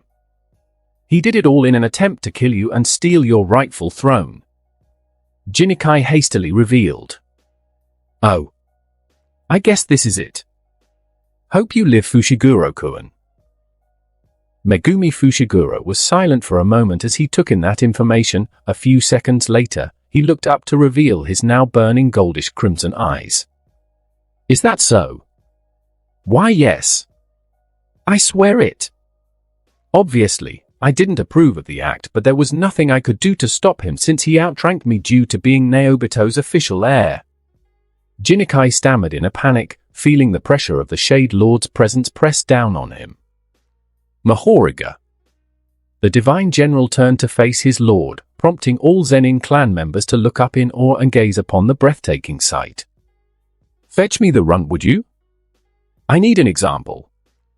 A gust of wind blinded the mob of Zenin clansmen as Mahoriga disappeared from his place in a blur of awe-inspiring speed, leaving behind his 8-handled Dharma wheel which floated over to the Shade Lord's head. It stayed there as they took in the sight of their Divine Lord's crown. Its glorious visage was almost blinding. Mahoriga returned with a bleeding Naoya Zenin in hand, throwing him onto the ground facing the sky. The Lord of Shadows walked up the now hazy sorcerer's broken form as his shadows burst out to reveal Blizzard, who made his way towards his crippled prey with a low growl of rage. It had been years, but the divine dog could never forget the sacrifice of his brother NYX. Some advice, Naoya. For the future. Why don't you remember your place like the rest of them and kneel? Blizzard shot forwards with his maw open and latched onto a very sensitive part of Naoya's flesh before beginning to maul it off. Ah! Naoya screamed in agony but didn't move to defend himself. It wasn't that he didn't want to, it is because he couldn't. Megumi Fushiguro had shattered the very top of Naoya Zenin's spine with his first and only attack. Naoya Zenin was now permanently crippled from the neck down. A fate worse than death for a Jujutsu sorcerer. Jinikai, get up and come here. The Shade Lord ordered without turning around, prompting the gruff man to shoot up from his place and hurriedly ran to him before bowing. Why yes, Zenin-sama. See this, Jinikai? This is going to be you if you don't listen to each and every one of my commands, so much as a peep from your mouth out of line, and I'll make sure you can't eat porridge without a nurse to help you. Do you understand? Oh, of course, Zenin-sama. Good. So now, I will be leaving in a second. What else is there for me to do before I can be crowned clan head before I leave this shithole? Megumi questioned, swiping his yukata from any dust or blood splatter from the broken sorcerer at his feet. Well. I suppose all that's left is for you to choose a wife. It's ancient Zenin tradition after all. The only requirement is that she must have at least some amount of Zenin blood. Jinikai answered, happy that he had survived. How annoying. Moki would probably try to stab me if I asked her, so I suppose only she could be the possible candidate. She fits most of my criteria barring a strong personality, I guess. Megumi hummed in thought, before turning to face his spy within the Zenin clan for the past few years. Miss Spy, I mean, Akane Zenin. Would you be alright with marrying me? He questioned, drawing gasps from all around and for the woman in question to shoot up and place a hand at her waist in thought. Akane Zenin had a slightly flustered expression because of the surprising question. She has long black hair, styled with a white headband, and she wears gold earrings that add a subtle elegance to her appearance. Her outfit consists of a red kimono-style top with wide sleeves, tied with a black sash around her waist, paired with black pants that give her a traditional yet practical look. I suppose I wouldn't be opposed to it, but why choose me, young master? Akane questioned. She had served him as a double agent for several years, but he had never expressed interest in her that way. Because you're the only one in this shithole I can stand to be in the presence of, that's why. You don't have to bear me an heir or whatever if you don't want to, I just need someone to fill the gap. Megumi answered, wanting to be done with this mess and clean his hands of it. Then yes, I will marry you, Megumi Zenin. Akane replied. She supposed being the clan head's wife and the lady of the Zenin clan wouldn't be too bad of a trade-off for the marriage. Megumi hummed in satisfaction as he turned back to the still bowing Jinikai before speaking again. Anything else? No, Zenin Summer. We can complete all the preparations for the clan assets to be handed over to you within a month. Jinikai declared with panic at the Shade Lord's attention being pulled to him again. Make it 2 weeks. I'll be going now. Akane is in charge while I'm gone, so you better listen to her orders as if they're coming from my mouth. Understood. Be but no dash.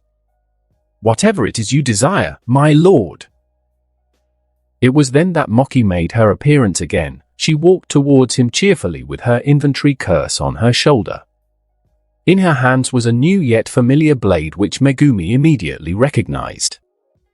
Fancy toy you got there, he called out as she reached him. They walked side by side as they left the Zenin compound. Mahoraga was lowered into his shadow as he kept his wheel above his head while Blizzard simply came to walk beside them with a bloodstained maw. MHM. You wouldn't believe the kind of shit they had stored up in that warehouse of theirs. This is just the best blade they had in there. What happened while I was gone? Nothing much. I'm engaged now, I guess. Oh? Who's the unlucky lady? It's Akane. Moki looked back to see Akane ordering around a bunch of flustered Zenin clansmen, some of which carried away Naoya to make sure he didn't die since their lord wanted him to suffer. Nice catch, I feel bad for her though. Aha, but never mind that. What's that sword's name? Megumi asked, despite knowing the answer. It's called the soul-splitting katana. Is that so? He simply muttered, although his mind echoed the name. A soul-splitting katana. Who? An hour later, Tokyo Jujutsu High. We're just walking through campus. Why are you using that form? Moki questioned, looking at the black-haired sorcerer who walked by her side. Megumi Fushiguro was currently in his Divine General Mahoraga incarnation form, and as such he possessed the multiplied biology which included the 4 arms and the Dharma wheel. He wore a much larger black yukata than normally, one which was specifically tailored to fit his changed form. I'm trying to get used to moving in it. As much of a boost as it is over my regular body, I'm still not used to it.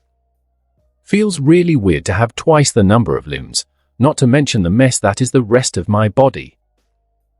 He explained as he moved his second set of arms which he stuck inside the folds of his hari. Is that so? Well, I guess that makes sense. But what's with the fidget spinner on top of your head? Don't you think it's tacky to have that over your head everywhere we go? It's bad enough with how huge you are. Literally everyone we pass by stops and just looks at you. Moki sighed in disbelief, shaking her head as she did. The Shade Lord grinned slightly. He too looked around at the workers and such that they passed. The looks of awe and recognition were very enjoyable. He supposed it's a nice reward after all his trouble. Come on now, I can't be much of a special grade sorcerer if I can't turn a few heads from my presence. And besides, what is a king without his crown? He asked as he gestured towards the pure white Dharma wheel atop his head, prompting Moki to chuckle. PFFFT. God complex much? She asked right back, causing him to laugh as well. Is it really much of a complex if you're gonna be one? Megumi replied as he raised his bottom set of hands to shrug dismissively. Sheesh. It's worse than I thought. Moki sighed, walking slightly ahead as she led him further into the compound. They were going into the main and most protected part of the entirety of campus grounds. I'm kidding. Well, mostly. He called out as he caught up to her. They reached a large twin gate guarded by 4 men. They were all sorcerers too if their cursed energy signature was anything to consider. Stop. Please present your IDs.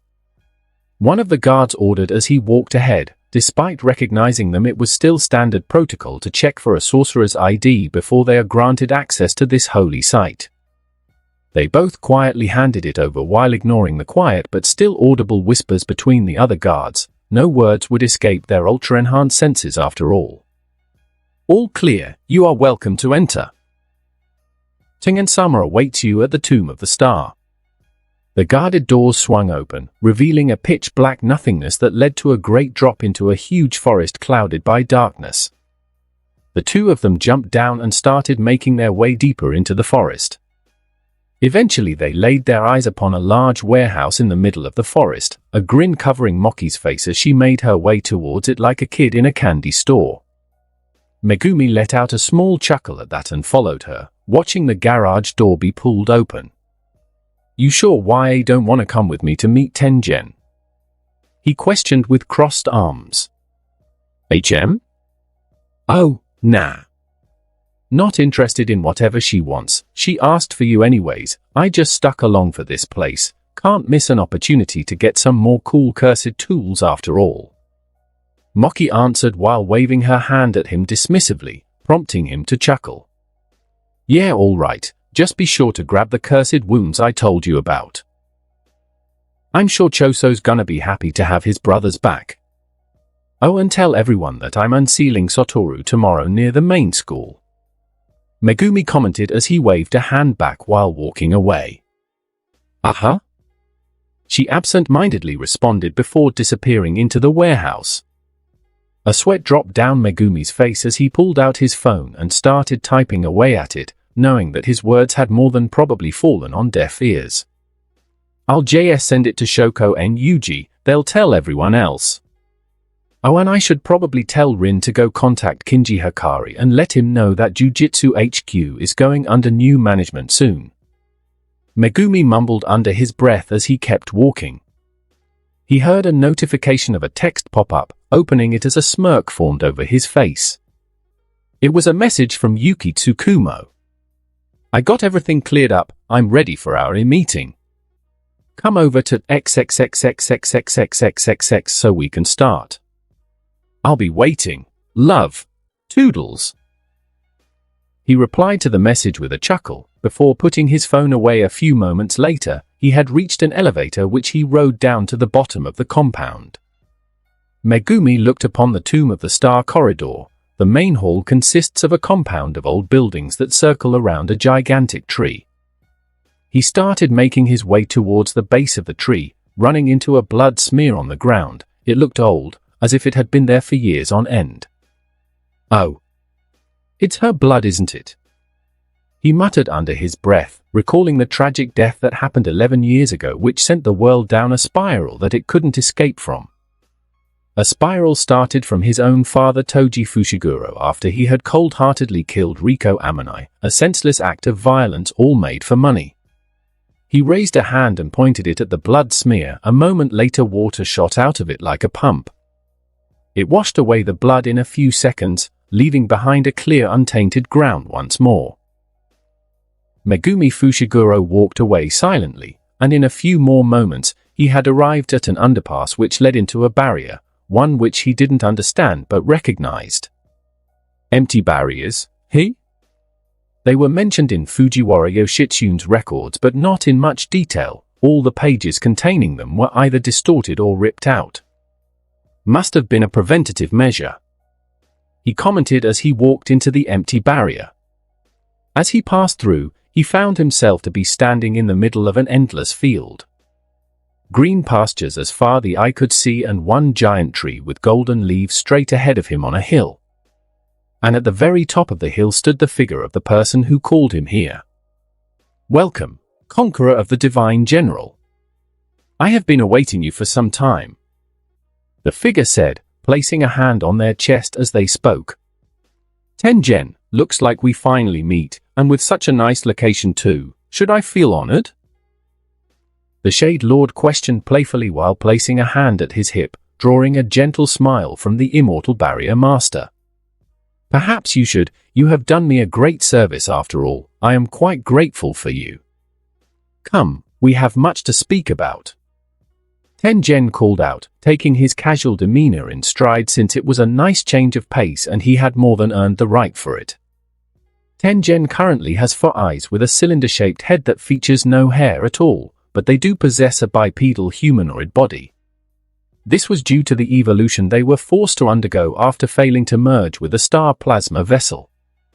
They also wear a simple light-colored robe. So you're saying that as long as we can get you another star plasma vessel, you can be reset back to a humanoid form and remove all possibility of being merged with the world?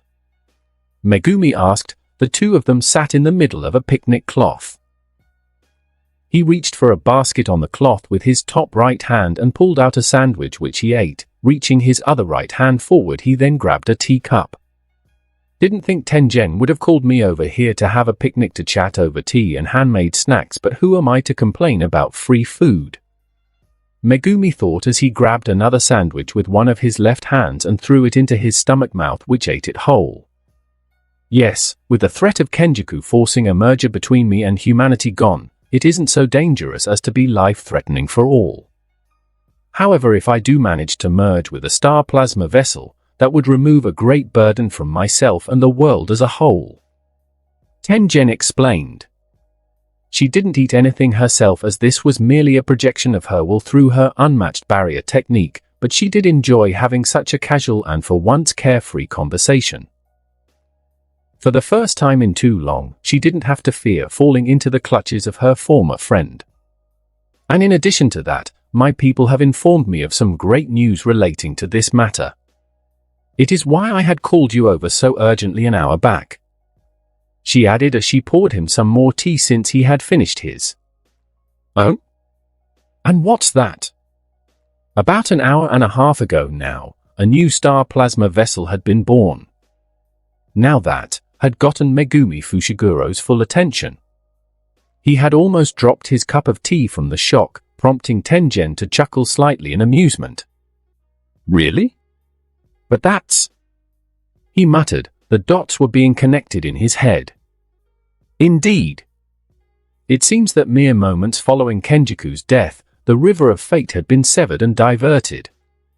Yet another thing I have to thank you for. Had it not been for you defeating my old friend and thwarting his plans, I doubt any of this would have been possible.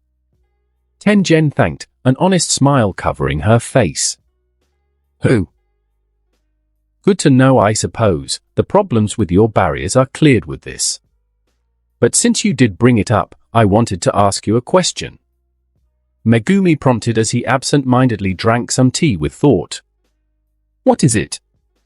Does the name Fujiwara Yoshitsune ring any bells? Tengen looked to be in thought for a moment, before a spark of realization flooded into her mind as she spoke up while raising a finger. Yes, I believe that was the name of one of Kenjaku's previous vessels. It was the one he used during the Edo era back when Kashimo Hajime was the strongest sorcerer alive. Why do you ask? PFFFT. It's nothing really. Just ironic that the records he left behind ended up contributing to his death. It's almost poetic, really. Megumi chuckled in amusement. The irony of the situation was not lost on him in the slightest. Yes, I suppose I do see the humor in that. Tengen commented. She watched as the black-haired sorcerer ate a sandwich whole before downing a cup of tea and moving to stand up. This has been fun and all, but I got a meeting to attend and some other things to do. But before I go, I want to inform you of something, he said as he wiped his yukata clean of any crumbs. Oh? What is it? She asked, curious as to what he would want to tell her. I am going to kill all the higher-ups tomorrow after freeing Satoru Gojo. Any objections? Master Tengen's eyes blinked slowly at the proclamation. That was certainly not what she expected of him after their pleasant chat. So she chose to prod for more information before making her stance on the matter known. So you plan to kill them and take over Jujutsu headquarters, I assume? Tengen questioned, although she didn't seem to be too affected by his words. Yes, those old fools have proved themselves worthless and a waste of resources. I'll be taking over for the most part and putting qualified people in charge. A better-led Jujutsu HQ is a better world for all of humanity. The Lord of Shadows proclaimed. Then you have my blessings as long as you can help me out with another matter. Tengen bargained. And that is?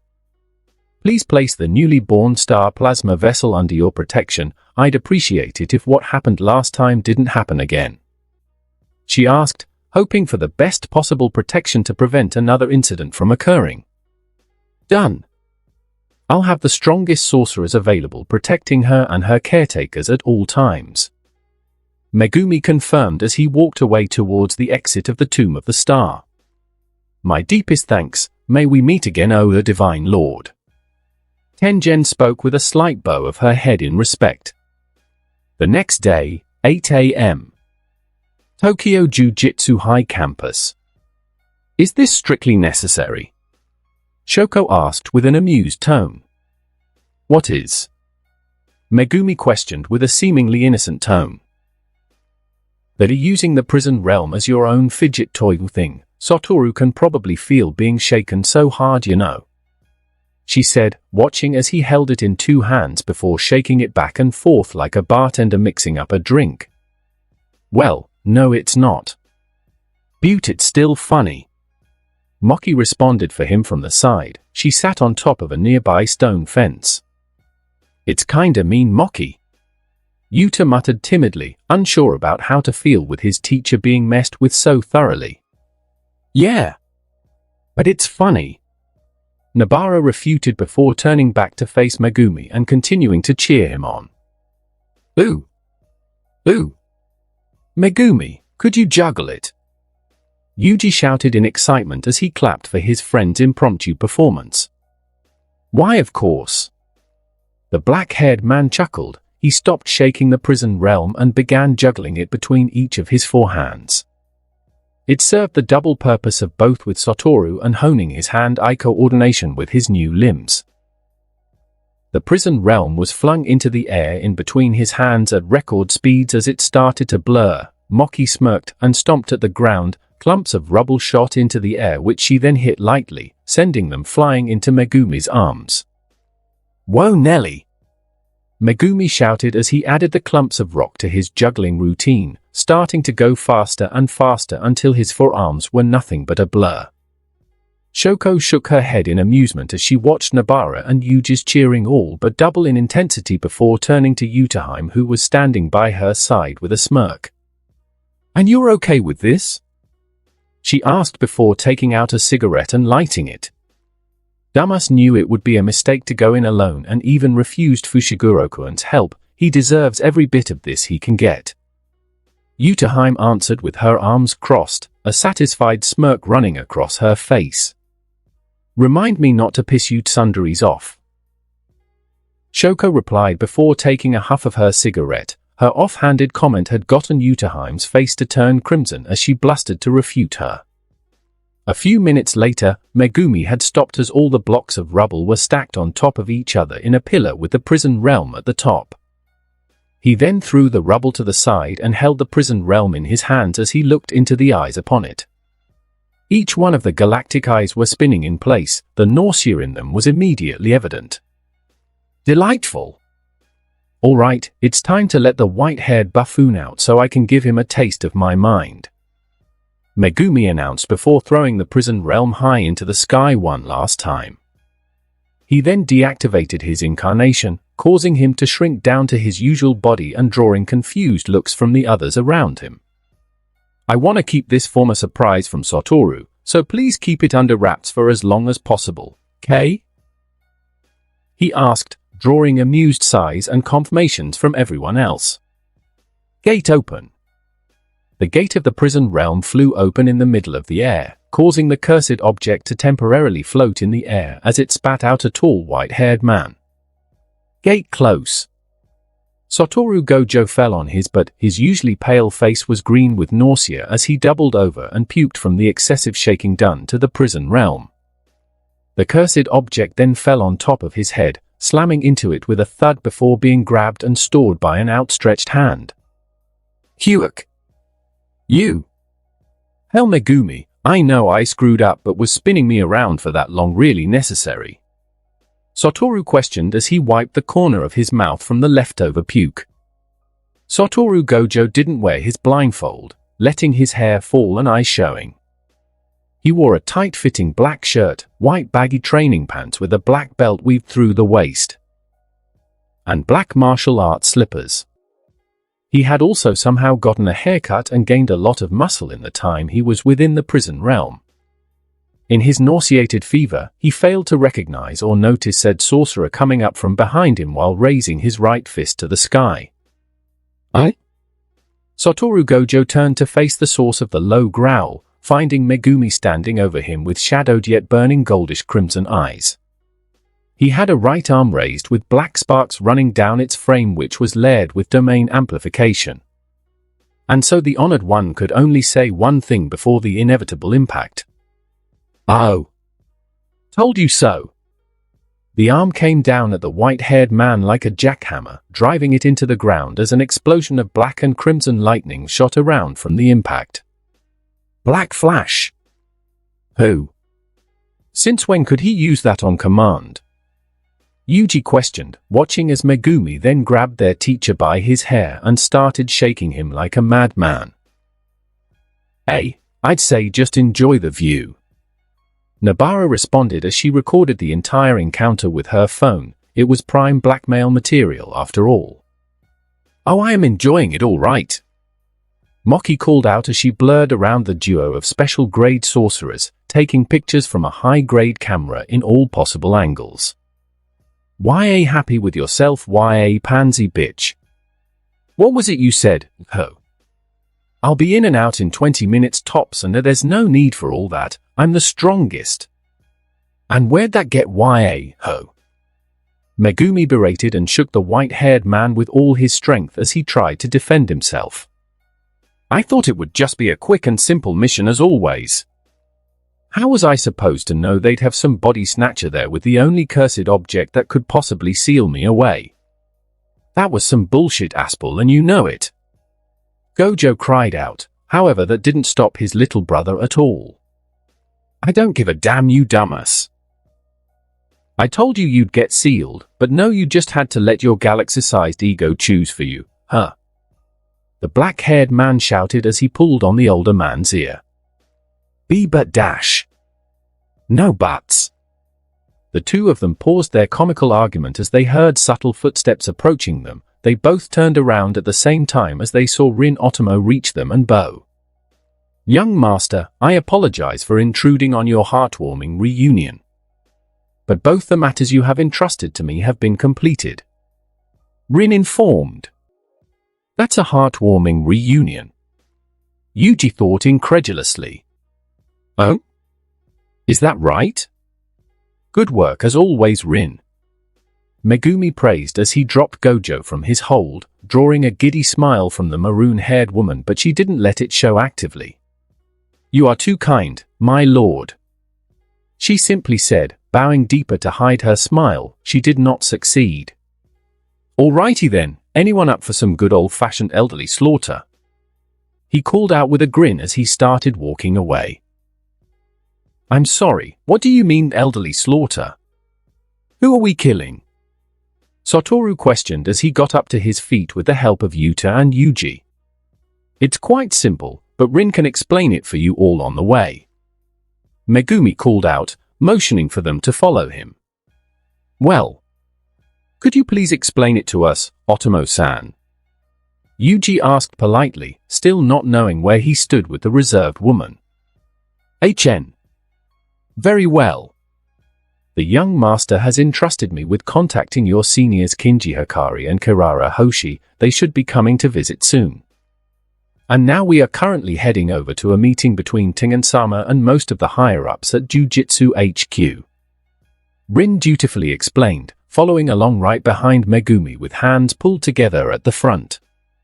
Oh? Is this what I think it is? Moki questioned, feeling an excited grin covering her face. Precisely, Moki-san. The young master has joined hands with Tengen-sama and has gotten their blessing to Ahum.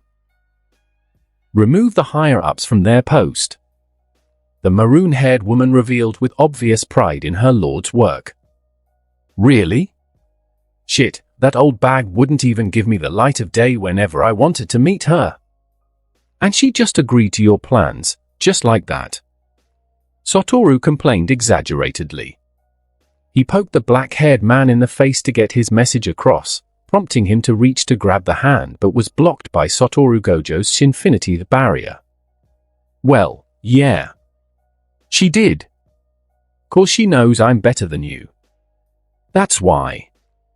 Megumi mocked, looking into his exposed 6 eyes as if he was daring him to do anything about it. Huh? You think just 'cause I got sealed for a while and you got a bit stronger that I can't kick your butt anymore? Satoru fired right back as he immediately got ready to fight. It would be a good way to stretch his body after all. You want to test that theory, you blue-eyed bastard? The Divine Lord growled, his cursed energy firing up as he reached into the hand sign of the Divine General instantly. Go ahead, call your daddy, you twerp. Make my day. The honored one responded, all too happy to reduce the entire area to dust and ash. Burning goldish crimson orbs met with blinding azure blue galaxies as the pressure within the atmosphere became heavy enough to cause an average semi-grade 1 sorcerer to faint on the spot. Just as it seemed they were about to start their nigh-apocalyptic battle, both of them were grabbed by their ears and pulled down. Both of you calm the hell down. Shoko ordered as Yutaheim nodded along. The brown-haired woman held onto Megumi while the scarred woman held onto Gojo. You two can beat the shit out of each other another time. Right now you should go deal with the geezers before they get wise and scurry away. I'll be going now. I got patients to attend to. She said before releasing Megumi and walking away, followed by Yutaheim as she too didn't want a part in this. Satoru Gojo and Megumi Fushiguro locked eyes for a few moments before turning away and walking faster to the location of the higher-ups meeting, with the promise to continue their battle soon enough. I am so beating your butt? Not if I do it first, jackass. 5 minutes later. Megumi kicked down a door which led to a great hall. Within it stood a few dozen different people. Not exclusively old men as you would expect either. Politicians, government officials, CEOs, board members, clan elders, and even clan head of some minor clans, nearly any sleazy man or woman in power one could imagine, all gathered here under the false orders of Master Tengen. Zen in Megumi. What is the meaning of this? An old man who could be recognized as an elder of the Camo clan shouted at their entrance. Listen, bub, you ran out of screen time like 5 seconds ago. So I'll just cut to the chase. All your lives are now forfeit, and he will be sure to tell you how. Megumi explained as he raised his hands together at an angle. Big Raga, come teach these dumbass a lesson. The Mahoraga made his appearance unto the world, his ginormous 12-foot frame causing every one of the higher-ups to gasp and step back in horror. Even if you managed to subjugate the D-Divine General, There is no way he could explain anything to us, screamed one of the more brave clan elders, although that could also be attributed to stupidity just as well. And he would be correct, if not for a simple fact. Clink the Divine General does not abide by the laws of reality. Big Raga just ask you one question before you die. The Shikigami announced as he started walking towards the cowering group of sheep. Tell me something, what did the 5 fingers say to the face? Crash. 2 hours later. The door to a quiet and dim room was opened. The blinds were closed tightly as a stream of sunlight entered through the small gap left between them. Megumi Fushiguro silently entered the room, his whole body covered with blood. He shrugged off his blood-stained hari as he walked in, folding it in his hands while walking towards the window. He dropped the article of clothing into his shadow as he reached with both his hands forwards and opened the window widely to allow the sunlight in, revealing a lush and dense green forest. Moving towards a door to the back of the room, he undressed the rest of his stained clothes as he opened the door to reveal a bathroom. Megumi casually dropped his clothes into his shadow before turning on the sink and beginning to wash his hands. The water ran crimson red. It took a few moments, but eventually his hands were completely cleaned. He smiled slightly before washing his face with water, feeling a slight burning sensation near his neck. He looked at the location where he felt the sensation, a slight grimace covering his face as he saw marks of news feathers being burned into his skin. Megumi absent-mindedly rubbed the tattoo and sighed before washing his face again. Megumi closed the faucet, grabbed a towel and began drying his face as he reached a hand into his shadows. He pulled out a new set of clothes which he put on a moment later before walking back out into the main room. Silence still dominated the space as the black-haired man looked at one thing in particular. There was a bed in the corner of the room with a woman quietly sleeping in it. "Hi Tsumiki," Megumi muttered under his breath. He started to walk towards his sister, the crimson curse mark still burning as it did when it had first shown itself. "Sorry I haven't been able to visit for the past few days. It's been kinda crazy, but I think it's finally time. I can finally fix my mistake and free you." He reached into his hari and pulled out a rather large blade from it. It was a katana with a furred hilt. A special grade cursed blade that had the ability to cut the soul directly as long as the user themselves can view the contours of the soul, including that of inanimate objects. It once belonged to his father, Toji Fushiguro, but fell into the hands of the Zenin clan following his death. And given the fact that none of them could view the contours of the soul, it stayed in their cursed tool warehouse collecting dust for a decade. I borrowed it from Moki, the soul-split katana. Megumi laid the blade on a table, ready to use it when he could, as he then proceeded to pull out nearly a dozen books. Got Yuki to let me borrow her research on the soul, along with taking whatever they had at Jujutsu HQ. I doubt anyone else in the world has this much knowledge and information about the soul concentrated in one place. Barring Kenjaku, I guess, he thought as he laid them all out. Moving towards a corner of the room, he grabbed a whiteboard before pulling it near to the table. He wiped it clean of his previous manic scribbles as he began drawing a full detailed diagram of Tsumiki's soul and how it was connected to Yorozu's. The key to solving this puzzle was locating and then separating the cursed object holding Yorozu's soul from Tsumiki's body. It's complicated by needing to find each and every link between the cursed object and the base soul before doing any harm to either of them. You would also need to shatter all the bonds at the same time to minimize any damage done to the host. Thankfully, he had studied all matters of the soul harder than one could imagine over the past year. He was confident that there might not be another person alive that can match him in soul mastery. Especially with this on hand. Literally. The Lord of Shadows thought as he channeled his cursed technique to retrieve a cursed tool from his inventory. My ability to view the soul so clearly already lets me interact with it at some level, but what I needed to be able to do so at the level I wanted was a medium. This cursed tool I got from the Jujutsu HQ warehouse is perfect for the job. He muttered as he picked up the cursed tool. They looked like your average pair of black gloves, if not for the overwhelming amounts of cursed energy flowing through them and the intricate white designs flowing through them. Simply and accurately called the medium, the cursed tool was special grade and possessed a simple yet powerful cursed technique. It simply allowed the user to surpass the body-soul barrier and interact with the soul directly, provided one could actually view the soul in the first place. It's not so much as soul transfiguration as it is soul molding. I can interact with the soul like this, but it still doesn't change the fact that the soul is fragile and complex. A wrong move could do irreparable damage, but I've tried it a few times on some losers, so it should be fine. I got enough practice. The Divine Lord put on the cursed pair of gloves. They fit him perfectly as they were designed to do so with any user. With notes in hand and preparations done, he made his way over to his sister's sleeping form. He removed the covers from her, and observed her soul with every bit of care and precision imaginable.